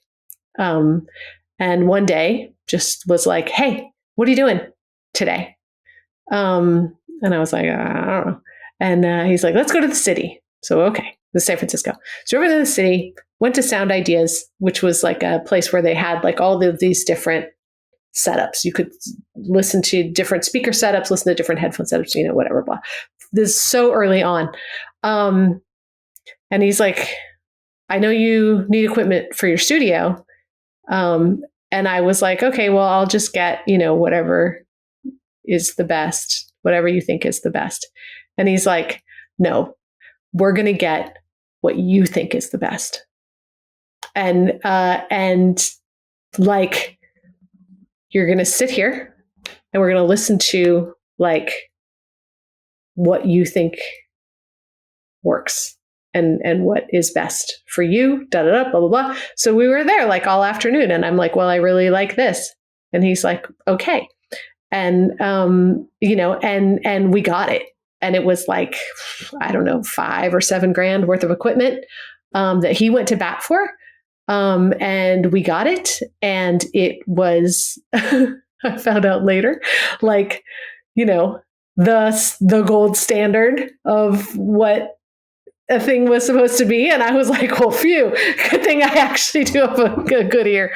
And then that became the standard. And then I put that in my assistant editors, because I had a team of assistant editors rooms and trained them and I set them up and, I would climb under their desks and build their rigs and everything like that. But it was at a very sort of critical juncture that Clint, who was not my boss, not only noticed, but took the initiative and just put his 2 feet down and was like, I have faith in you. You have faith in you. And it's just like, oh my God. Yeah. Clint Bajakian. So yeah. Yay, Clint. What can I say? Clint is awesome. From my 5-hour conversation with him. Oh my God. And if he ever watches this, he'd be like, whatever, I would do that for anybody, like he just doesn't. Oh my God. I don't know. I think I probably bored him with that story at some point. And he was like, well, of course, that's just the way he is. Like, of course. It's like, what? I'll make sure he watches this conversation. Pete is the same way. All those guys. Yeah. Love them. I'll make sure all grateful. 3 of them watch this conversation in its entirety. No, my goodness. I cannot believe that it has been almost 5 freaking frogging fish head hours. Thank you for spending so much time with me. You dropped 3 F-bombs and none of them were bombs. I know. Yeah, it's true. It's always been this way. It's nice to be safe enough that I don't have to pretend to be some salty person. It's nice. I like it. Now, given your daily involvement with sound, what measures do you implement to prevent hearing loss for both yourself and your colleagues? I actually wear earplugs like all of the time. That's, yeah. We also Beneath don't work your on headphones? phones too much. No. Oh, you mean when I'm working? Yeah. Oh, when I'm working, yeah. We have near field monitors. We have dB meters. So, yeah. And I'm not doing with audio. It's not like I'm mixing. You know what I mean? Like, I'm not mixing in a room where it's like, I have been in rooms where people have been mixing and the director has said, I need it to be as loud as an airplane taking off above me. And the mixer has said, well, that's the rest of my career. I'm not going to do that. And the director has gotten angry and walked out and then complained, and this is at Sky Sound with, these kinds of AAA, sometimes blockbuster directors, and they're working with artists, and they're hiring Michelangelo, and then they're asking Michelangelo to break his fingers for them, and it's like, what are you doing? So Michelangelo is going to say, I'm very, very sorry but I'm not going to break my fingers for you, which is absolutely the right thing. But for me, if the headphones can become fatiguing and it can color my perception. So yeah, I still have an updated pair of Genelec near field monitors that I love so much. Yeah, and then out and about, I actually do. I avoid spaces that are loud.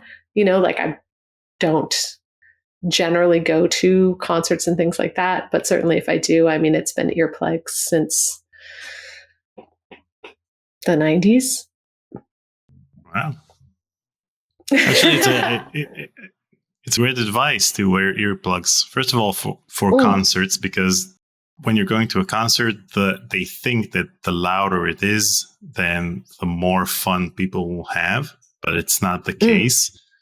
And that's the reason why I don't always watch movies on IMAX screens, because on IMAX, they think that if the screen is that big, then the sound should be even bigger. But that's not the case, because at some point it's just irritating and takes you out of the experience that the IMAX should be. A much more cinematic experience, not a deafening one. Yeah, absolutely. Yeah, I avoid anything that could, because it's my job also. So I avoid anything that could damage my instrument. And one last question from me. What are your plans for 2024, and how can people stay in touch with you and your work? Oh, thank you for asking. My plans for 2024, right now, everything that I'm on is NDA'd. So I am so sorry to be that guy and say that it's, but yes, there are still pretty darn neat things that are being made, which is very neat. And people can stay in touch with me by going to my website, which is voxpointllc.com. And there's a little contact thing there. I am on X, but I don't really post because that guy's a creep. And I'm on Instagram. So yeah, anybody can. I am trying to post more. I just am. If I'm not in the studio, then I'm prepping scripts or casting. So I am trying very, very hard to be more present and available online. And I will. There's what is coming up. There are trainings coming up for both directors and coaching availability for actors. That's coming up in the latter half of this year. But yeah, it's a big thing that I'm doing is working on supporting teams and getting teams put together and given the resources that they need to make the best narrative experiences possible. So yeah. Well, if you don't like X, you can always join us on Mastodon, or there's another social network called Spoutable. And I think that only me and David Fox are there, because in my conversation with him last year, he told me about that social network that he's currently on, and I joined it, and it's just me and him. That's so great. I am also on Blue Sky. I think it's at Vox Point Chris. But again, my engagement level is low, for which I apologize. I'm trying very hard to be more present. It's just a question of time. Maybe you should start a TikTok account and, film your daily life in the studio. This is me listening to auditions, telling people what to do. Oh my goodness. Hey, Gen Z, look at me. I'm in the studio. Oh, golly. Yeah, they can hear me say flippity fish sticks. Maybe that'll become the hot new thing. This has been so much fun. I just can't thank you enough. I cannot believe that it's Thank you, Chris. 5 hours. Gee willikers. Yeah, 5 hours. People are always surprised by the fact that at the end of the conversation, we reach 5 hours or 6 hours. With Eric Wilmander, it was 6 hours. We talked 5 hours on record and then an hour and a half off the record. So thank you, Chris, for thank you so much. Joining me in this very lengthy and very interesting conversation. And thank you again for working on the games that made my childhood great. Oh, thank you so much. Thank you for inviting me. It has been such a joy and a privilege. I'm so grateful to you. Thank you for everything.